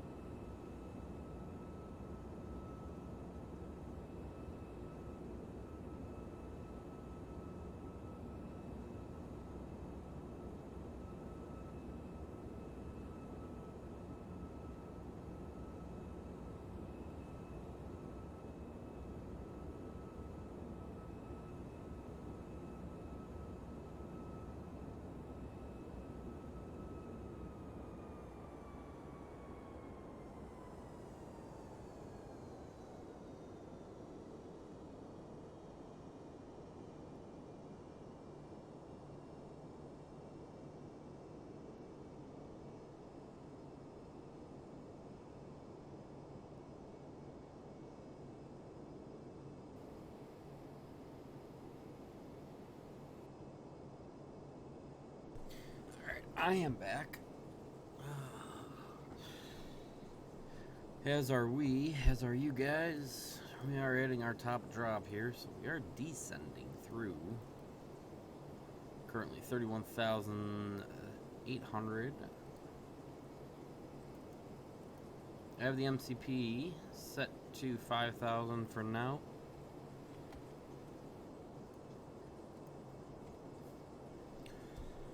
Chicago area traffic, United 3899 descending, Fight 7 arrival for ILS 10 Center, Chicago area.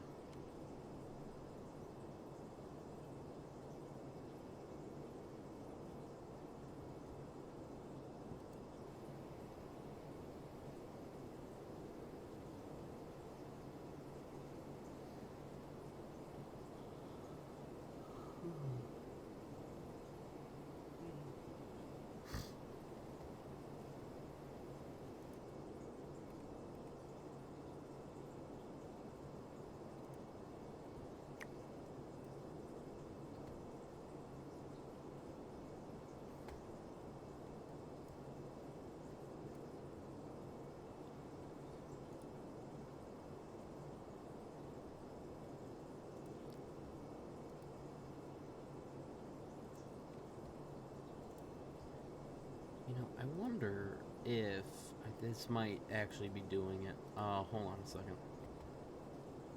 Maybe that's the reason why. Actually, you know what?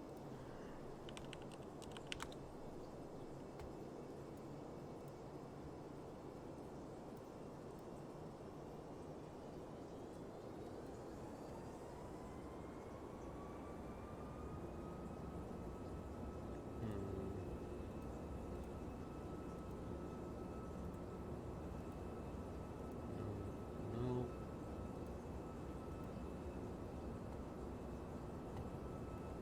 That definitely doesn't do it. Alright.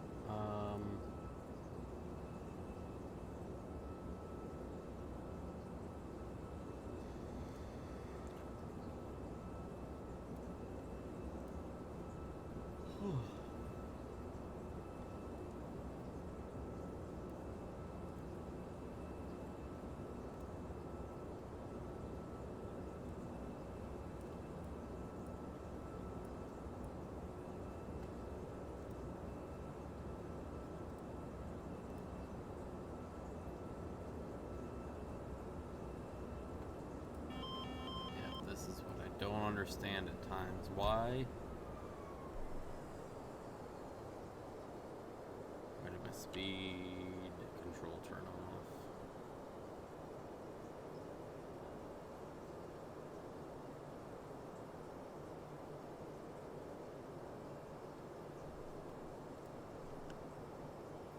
This happens from time to time. I absolutely hate when it does.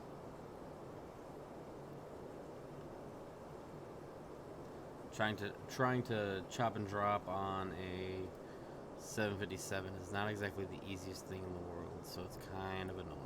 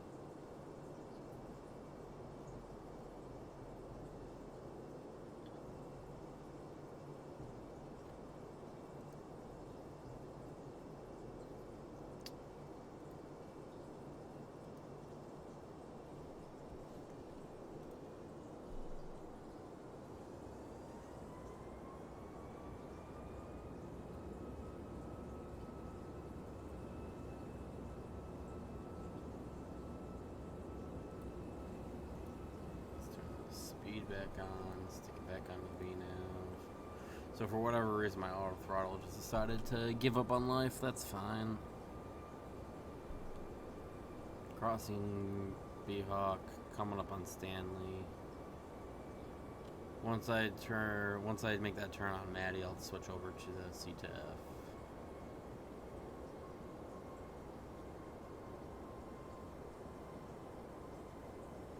Could I, at this point, possibly go down to Gibbons? Sure. Or Barry, even. I could go out to Barry, but still a little on the high side, so we'll just leave it as is for now.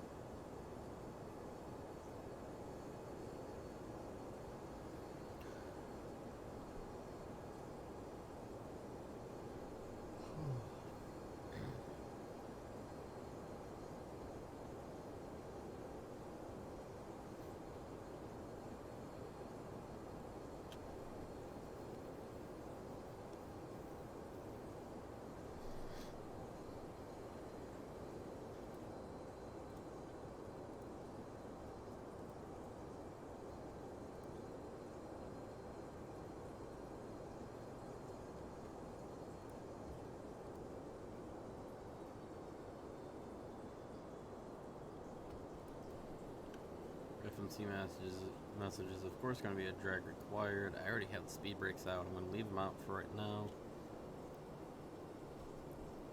Just increase that drag a little bit more.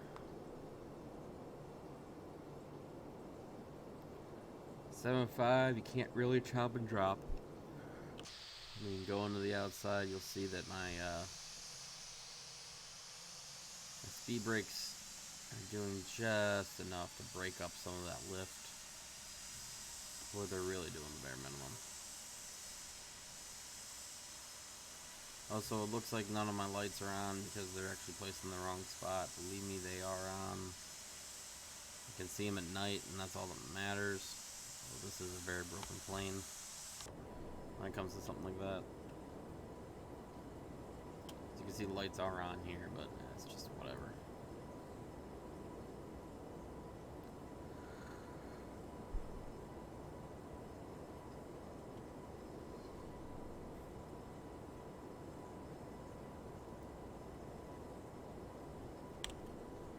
Under 18,000 feet, we are resetting to local altimeter, which is, as I recall, unless they've changed it, 2027 as the newest. So 2027 special. Oh, wow. Altimeter is 3003. 76543. 3003. 030 at 7, visibility 3/4, light snow and mist, scattered at 600, broken at 1200, overcast at 3200.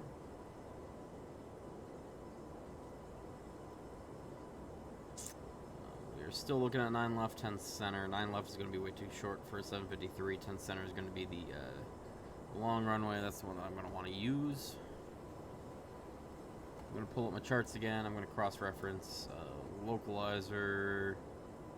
Frequency, we're going to be at 108.95 on that, so 10. It's because it's up here. Oh, hold on, let me see here. It might come up properly. 108.95, that should come up properly, so we'll see. We're going to do a flap 30 landing. We're going to go full flaps.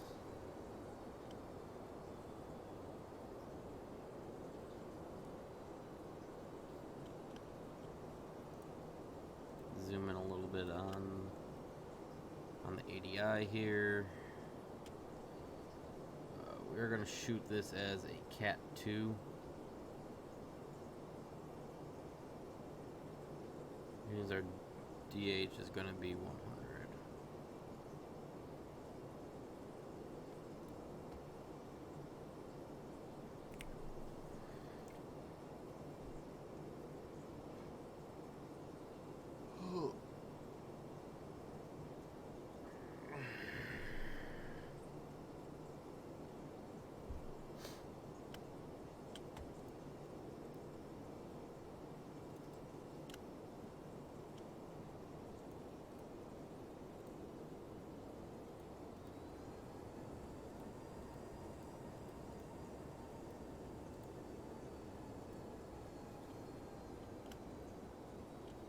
Got a UPS 556 somewhere around me. Let's see where I am. He's going Rockford to Mini. He's on the ground. No factor.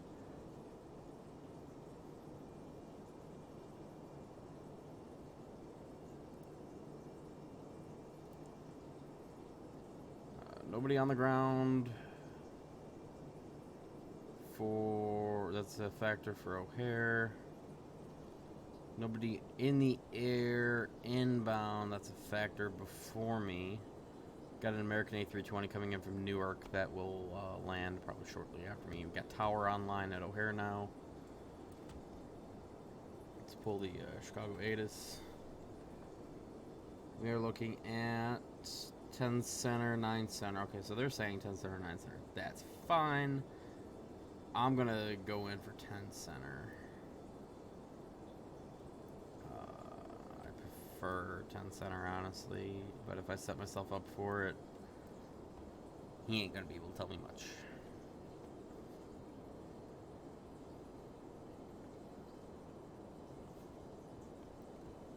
What I'm going to do, though, is at this point, I'm going to go direct to... After fight, I'm actually going to go direct to Kayla. I'm going to cut the corner just a little bit, just like that.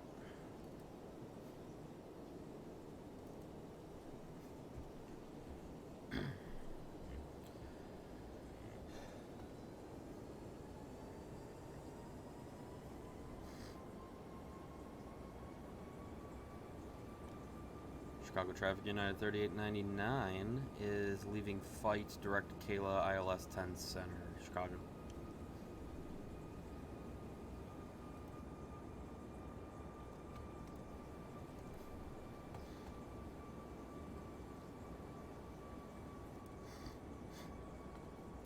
And then tower is going to be on 120.75, which is my CTAF frequency anyways, so that's perfect.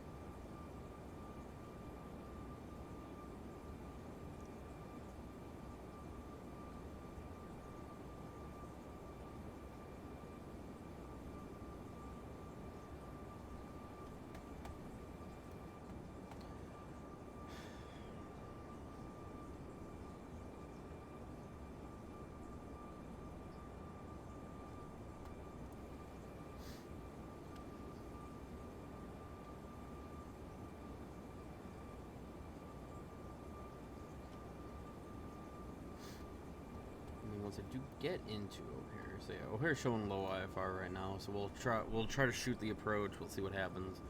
If we go around, we go around. I would rather not. I'd like to be able to shoot it first time.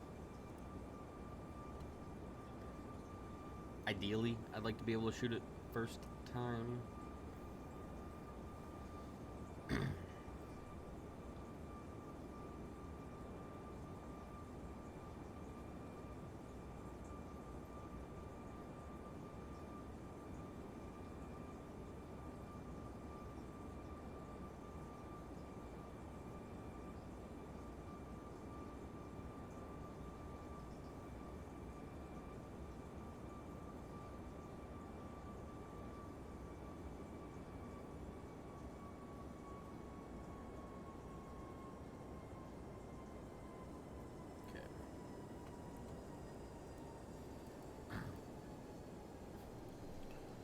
Throttles are coming back for their descending into Chicago this afternoon.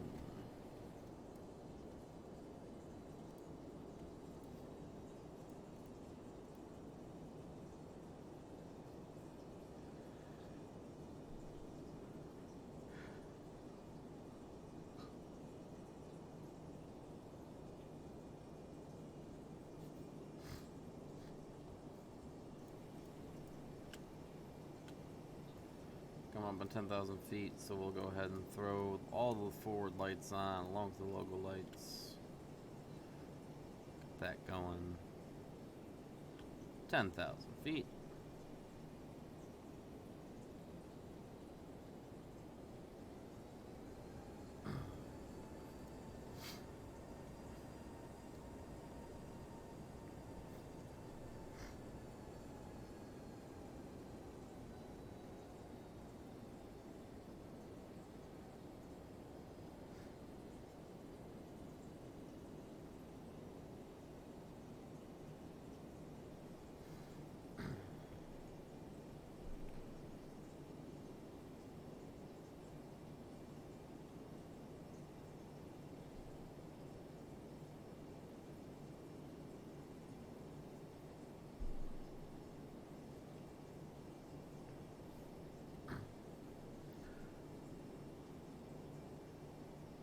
Chicago Air Traffic United 3899 is 5 from Kyla, ILS 10 Center, Chicago area. Final call, heading to tower.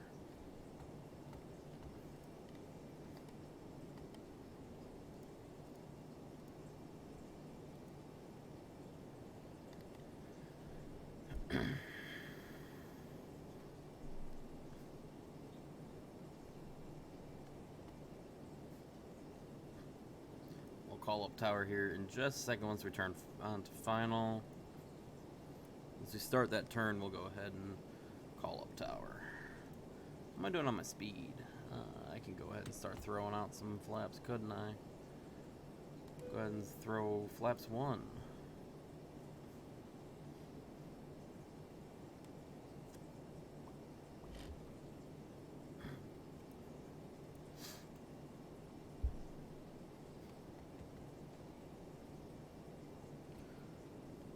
Oh, O'Hare Tower, good afternoon. United 3899 on final 10 center with Alpha on board. United 3899 O'Hare Tower, good afternoon. Wind 030 at 7, runway 10 center, cleared to land. Copy to winds 10 center, clear to land. United 3899.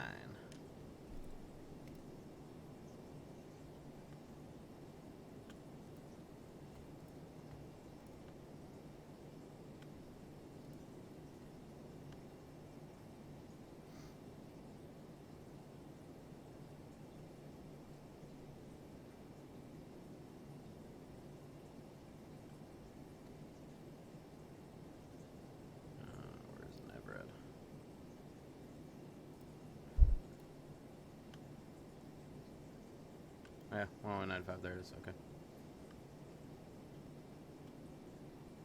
We'll hit the approach button as well, because we are on the slope for right now. So, we'll start throttling back. We'll bring the flaps down as we get down. Our go-around... Gonna brief this really quick. Go-around, missed approach, climb to 4,000 on 093, inbound on... Chicago Heights. Walker 3699 leaving my airspace to the south. No further ADC available. Frequency change approved. Yep. To the Chicago Heights VOR and hold. Hopefully we're not going to be doing that. Over to Unicom for Walker 3699. Take care. Put that to 4,000, and then if we need to, we can. Air Tower United 10. We're ready for taxi clearance. United 10 information. Bravo is current. Altimeter 300 tree, runway 9 right at Foxtrot, taxi via Yankee 1, Delta, Foxtrot, hold short, runway 9 center. Delta, Foxtrot, hold short, 9 center, United 1, and yes, we have Bravo on board. 143 is going to be my Tower, new... good afternoon, American 207. At out of Hotel 10, we have information Bravo on board, ready to copy. Ready to taxi, hopefully 10 left. American 207 O'Hare Tower, good afternoon. Altimeter 3003, runway 10 left at Delta, taxi via Alpha 15, November, Delta. Alright, runway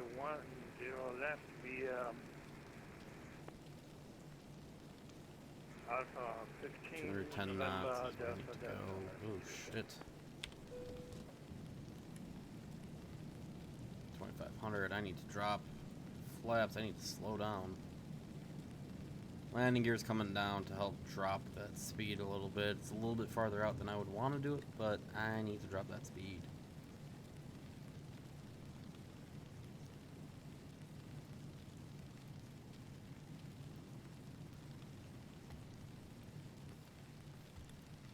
There it comes. Alright, here we go.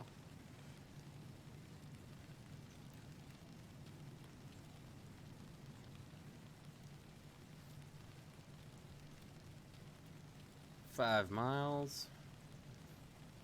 We are going to leave this on auto land just because of the visibility. Visibility like this, typically you would be auto landing it anyways. I don't want to risk completely botching this landing. Would not be fun for anybody. Get the APU started. Short final anyways. Can't see anything out the front. Gotta love it. I am land 3 over the outer.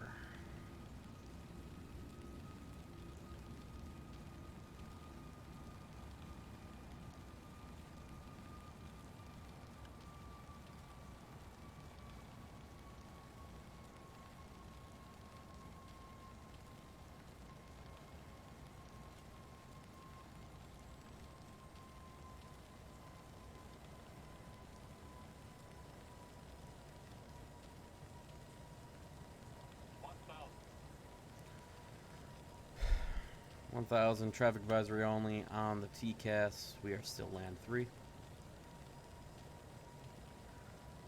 Hopefully I'll still see the hopefully at 100 feet I'll be able to see the runway. I can see the ground below me.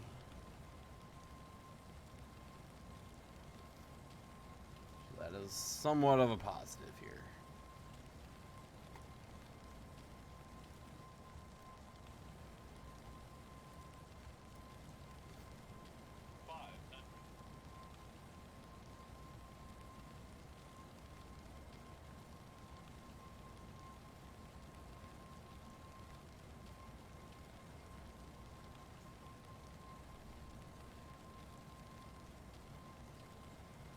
Seeing the ground. I'm not seeing any lights yet.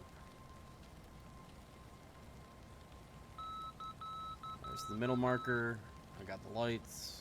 I don't see the lights, but I got the lights. I got the runway.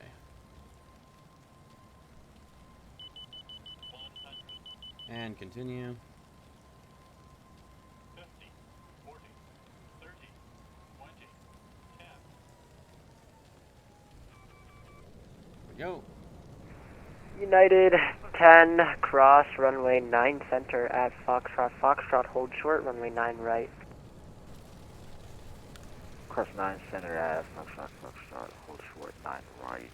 United 10. United 3899, welcome to O'Hare. Exit left when able, make a left turn onto Papa and say parking. Alright, left when able, left Papa, and stand by on the parking for United 3899. American 207, wind 030 at 7, turn left heading 070, runway 10 left at Delta Delta, cleared for takeoff. Okay, for takeoff, runway 10 left, Delta Delta, heading 070.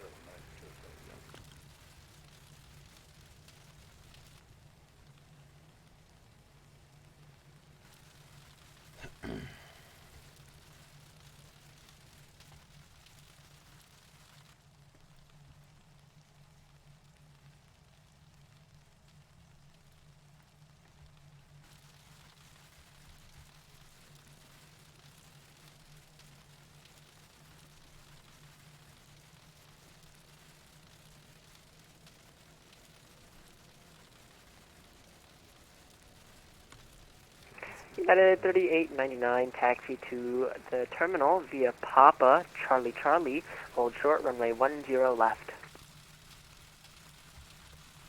Alright, Papa Charlie Charlie, holding short 10 left, 3899, and we are going to be going into Charlie 30 today. Sounds good. American 207 Airborne, heading 070. American 207, roger.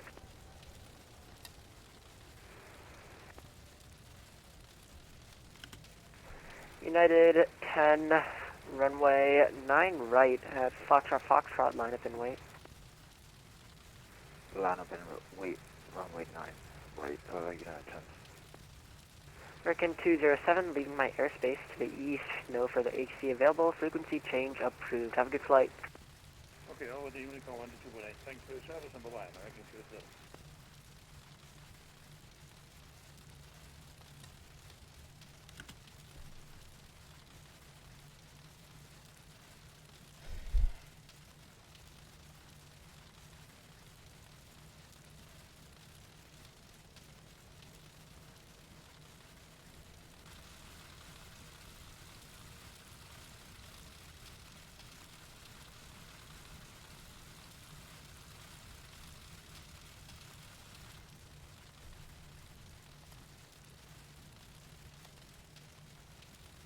Alright, so next taxiway is going to be Delta. Delta is not where I'm going.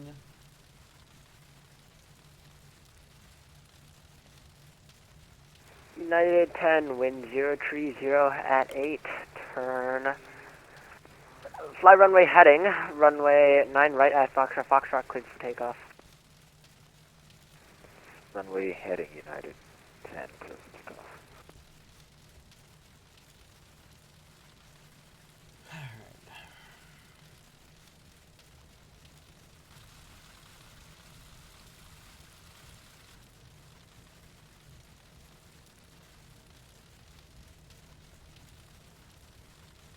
United 3899, cross runway 10 left at Charlie, continue taxi via Charlie, Kilo, Alpha. Crossing 10 left at Charlie, then Charlie, Kilo Alpha to the ramp for United 3899.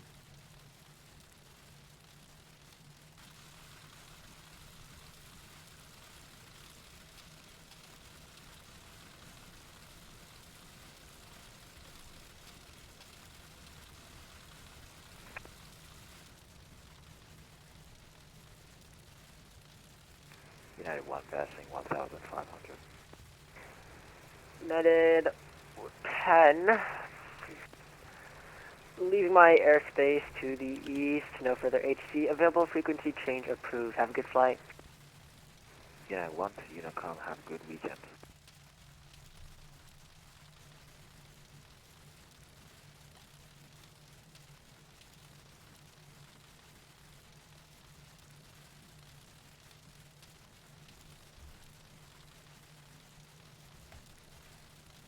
So now that I've confirmed I'm going to be going to Charlie 30, where the hell is Charlie 30? Oh, okay, that is... I know exactly where Charlie 30 is. Oh god, that's the wrong button. There we go. I could have used the brakes, but that's fine. Gotta remember that I'm flying a 757-300 instead of a 200, so my turning radius is not nearly as good. Sadly.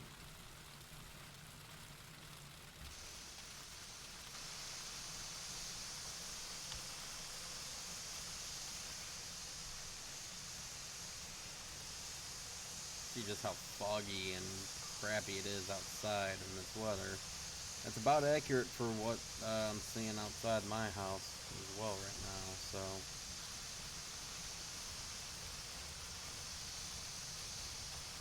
I definitely believe it today. Not fun. Not at all fun. We will be Kilo Alpha. Kilo then Alpha. Alpha's going to be the inner ring, so I'll be taking Alpha up and around.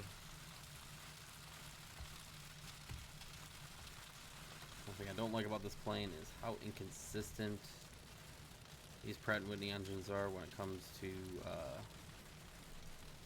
speeds. It's kind of annoying.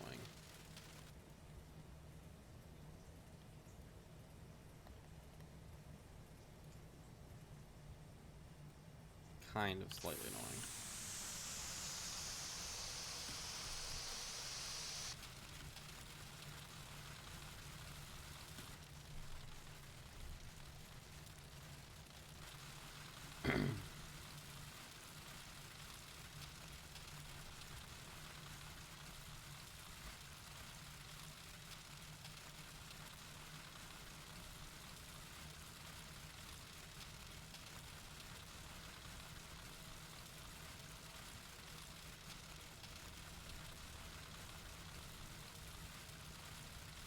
This is Bravo.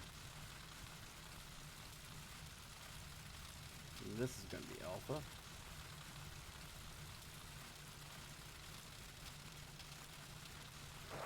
O'Hare Tower, very good afternoon, American 1781, established on the localizer ILS-09 center. American 1781, O'Hare Tower, good afternoon. Wind 030 at 8, runway 9 center, clear to land. American 1781, runway 9 center, clear to land.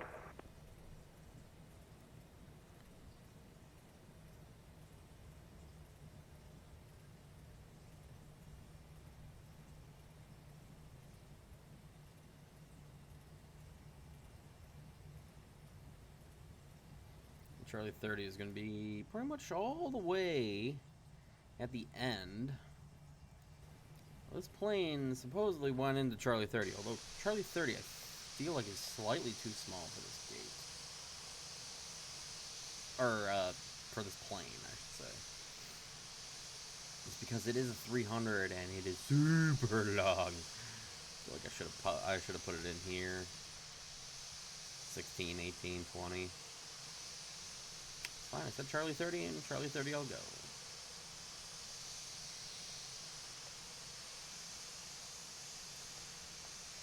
So we've got 22, 24, 26, 28, 30 is right there at the end. Oh god, I'm not going to be able to make that U-turn. Shit.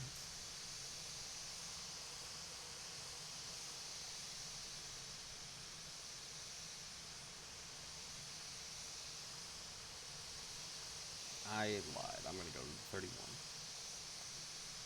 Yeah, because that's... I'm not going to fit in the 30. I'm going to 31. Fuck that. Or 30, 29. The 31 is here, 29 is here, so I'm going to go in 29 wide. 29 whiskey, just because it's a lot deeper of a line, so...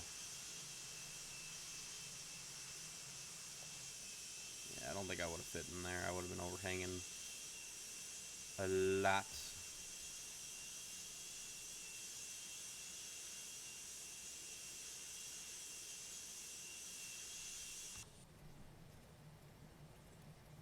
Taxi light off.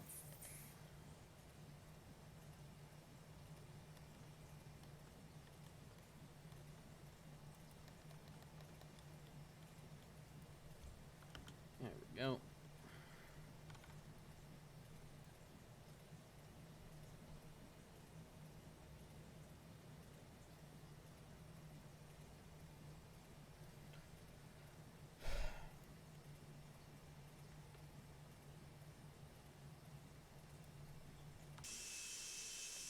I'm going to put it into the exterior view here just so I can kind of see where my nose is going. Normally you don't get this in real life.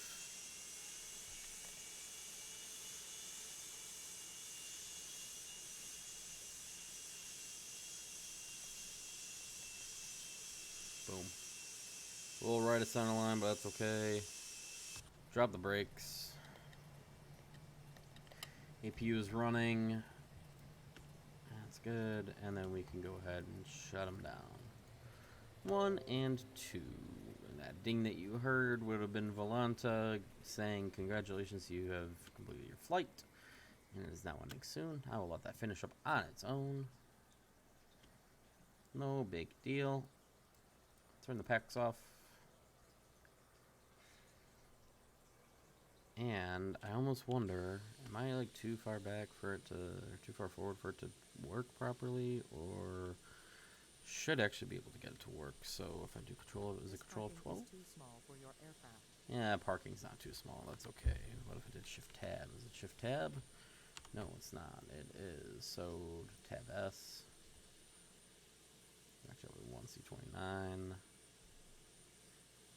Aircraft door too close for jetway. Haha.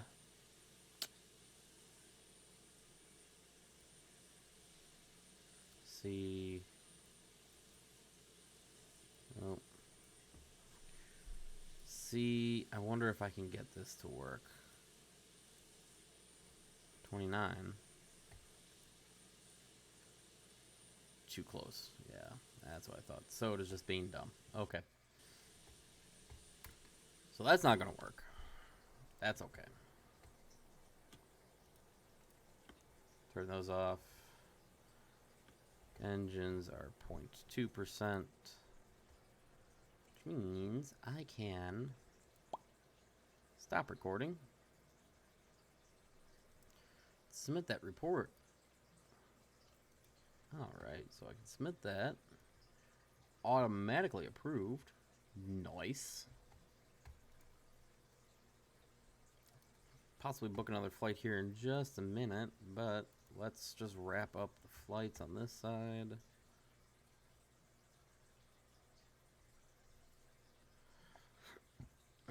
Submit that flight. Yes, submit flight, please. That would be awesome. Thank you. Now, if I go to book flight, your flight has been submitted. Awesome. Let's just take a look at what we've got, shall we? What do we have? Attention all aircraft. O'Hare Information Delta is now current. Wind 010 at 7, altimeter 3004.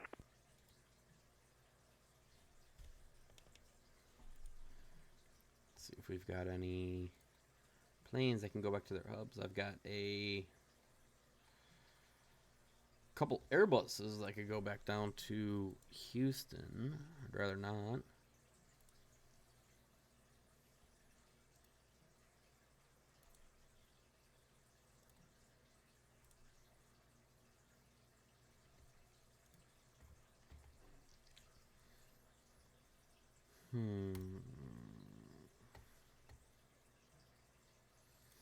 Could also fly Dreamliner back to San Francisco if I wanted, but that's going to be a little bit of a longer flight. Oh, 2 Austrian 777s. American can go back. 1781, welcome to O'Hare, exit right when able, say parking. Now, is that something that I want to American do? 'Cause that's a 781 9-hour flight. exiting via Echo 4 and request Hotel 15. Something I want to do. Not today. Not today. American 1781, did you say Delta 15? Negative, American 1781 Hotel 15. American 1781, my apologies. Taxi to parking via Echo, Mike, hold short, runway 9 right. American 1781 taxi to parking via Echo Mike, hold short, runway 9 right.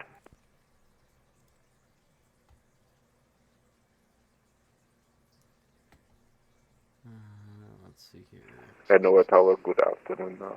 United 10, 265, taxi with Delta. United 265, O'Hare Tower, good afternoon. Thanks for Delta. Runway 9 right at Foxtrot. Taxi via Golf, Foxtrot, cross runway 4 left. 9 right at Foxtrot, taxi via Golf, cross 9 left, 4 left, United 265.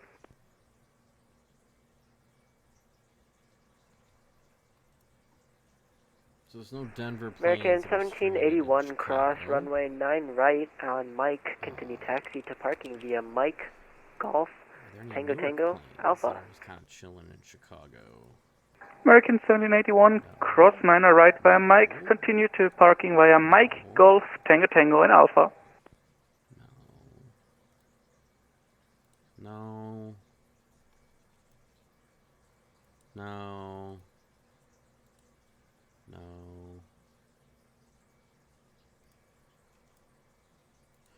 No. No Newark planes that are stuck.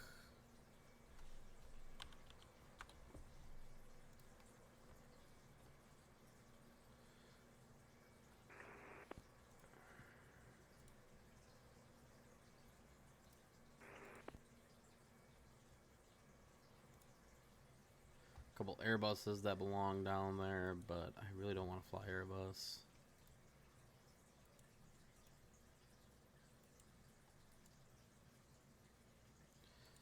So let me see here.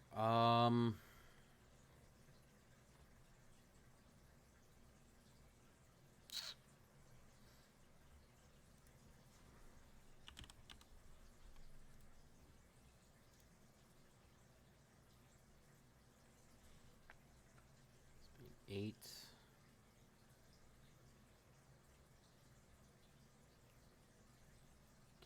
Upcharge that to a 900 if we wanted to. I think we might actually do that. So, gotta change that aircraft to a 9. And here's what we're going to do. We are going to, debating whether or not I actually want to do this flight to Nashville. Kind of torn. What if, now hold on a second, this is revolutionary thinking on my part. First of all, I'm going to disconnect off the network for right now. I'm going to get that off my screen. What, if anything, do I have out of Chicago on One World? Ooh, fancy. One World.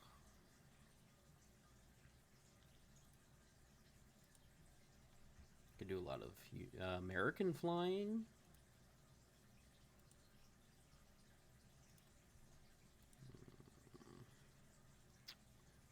It's mostly going to be American, honestly.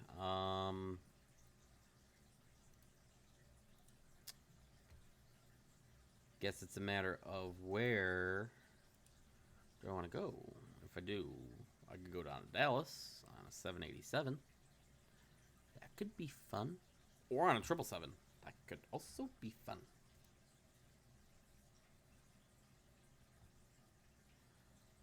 Well, if I'm going to do that, I'm not going to do it on here.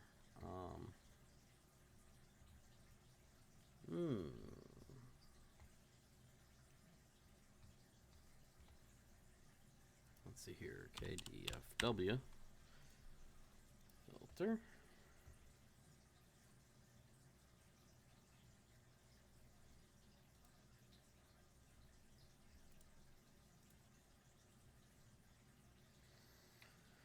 There are a couple Dallas A320s that could go back down there, or 321s, but I don't really want to fly those. No scare bus, no scare bus. No 738s that can go down to Dallas. Miami? What do I got going into Miami? Anything fun to Miami? No. No.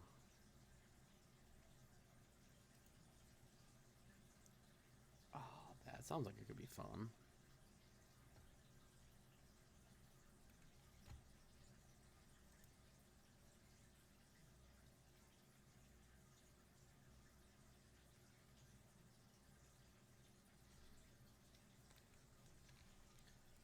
Let's do that.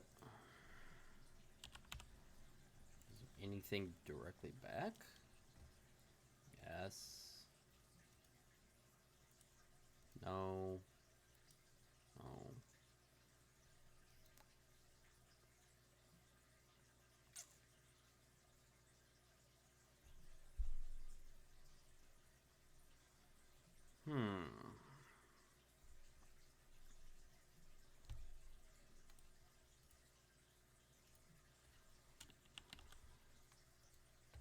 What about going northwest?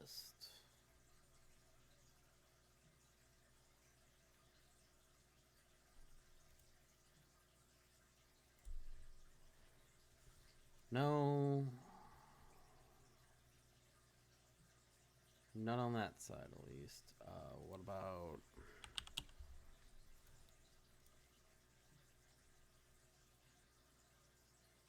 No.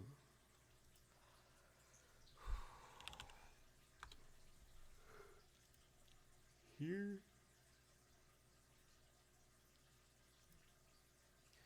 No. Well, I'm not just gonna sit here and let it sit. I mean, I would want to see if I can actually do a turn.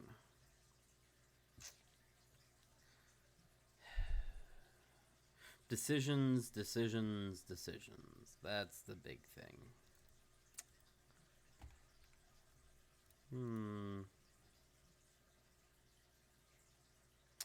Tell you what, this has been 3 hours of Flying Fridays anyways.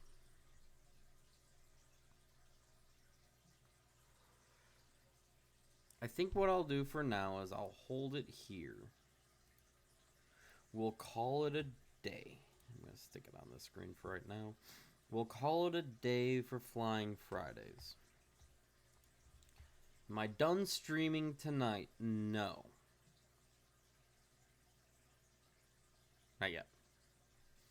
To be determined. I'm going to get with a couple other streamers. I'm going to see if maybe plans can be made so I can come back to stream, to have fun. Let's find out what happens. We'll call it a day for now. That being said, guys, I'm in the Midwest. It snowed here. Please stay safe, guys. Stay warm, stay safe. I want to thank you all for stopping in. My first stream as an affiliate went, I would say, relatively well. It'll be interesting to see how everything goes from this point forward. I'm hoping that I can stream with more people in the future. I do have some changes coming. Well, I wouldn't say bad changes. I've got some ideas for the channel going forward. I'm hoping I can get some stuff changed up for the better. I want to do some things that may help me. They may hurt me. I don't know yet. We don't know. We'll find out together. One would hope. One would hope it would be for the better. But until that day and that stuff happens, I want to thank you all for stopping in. I want to thank you for the support that I received from all you guys to get me to affiliate. I am super stoked to finally be here. So, thank you. And until the next stream, you guys stay warm, stay safe, have yourself a good one. And we will catch you all on the flip side.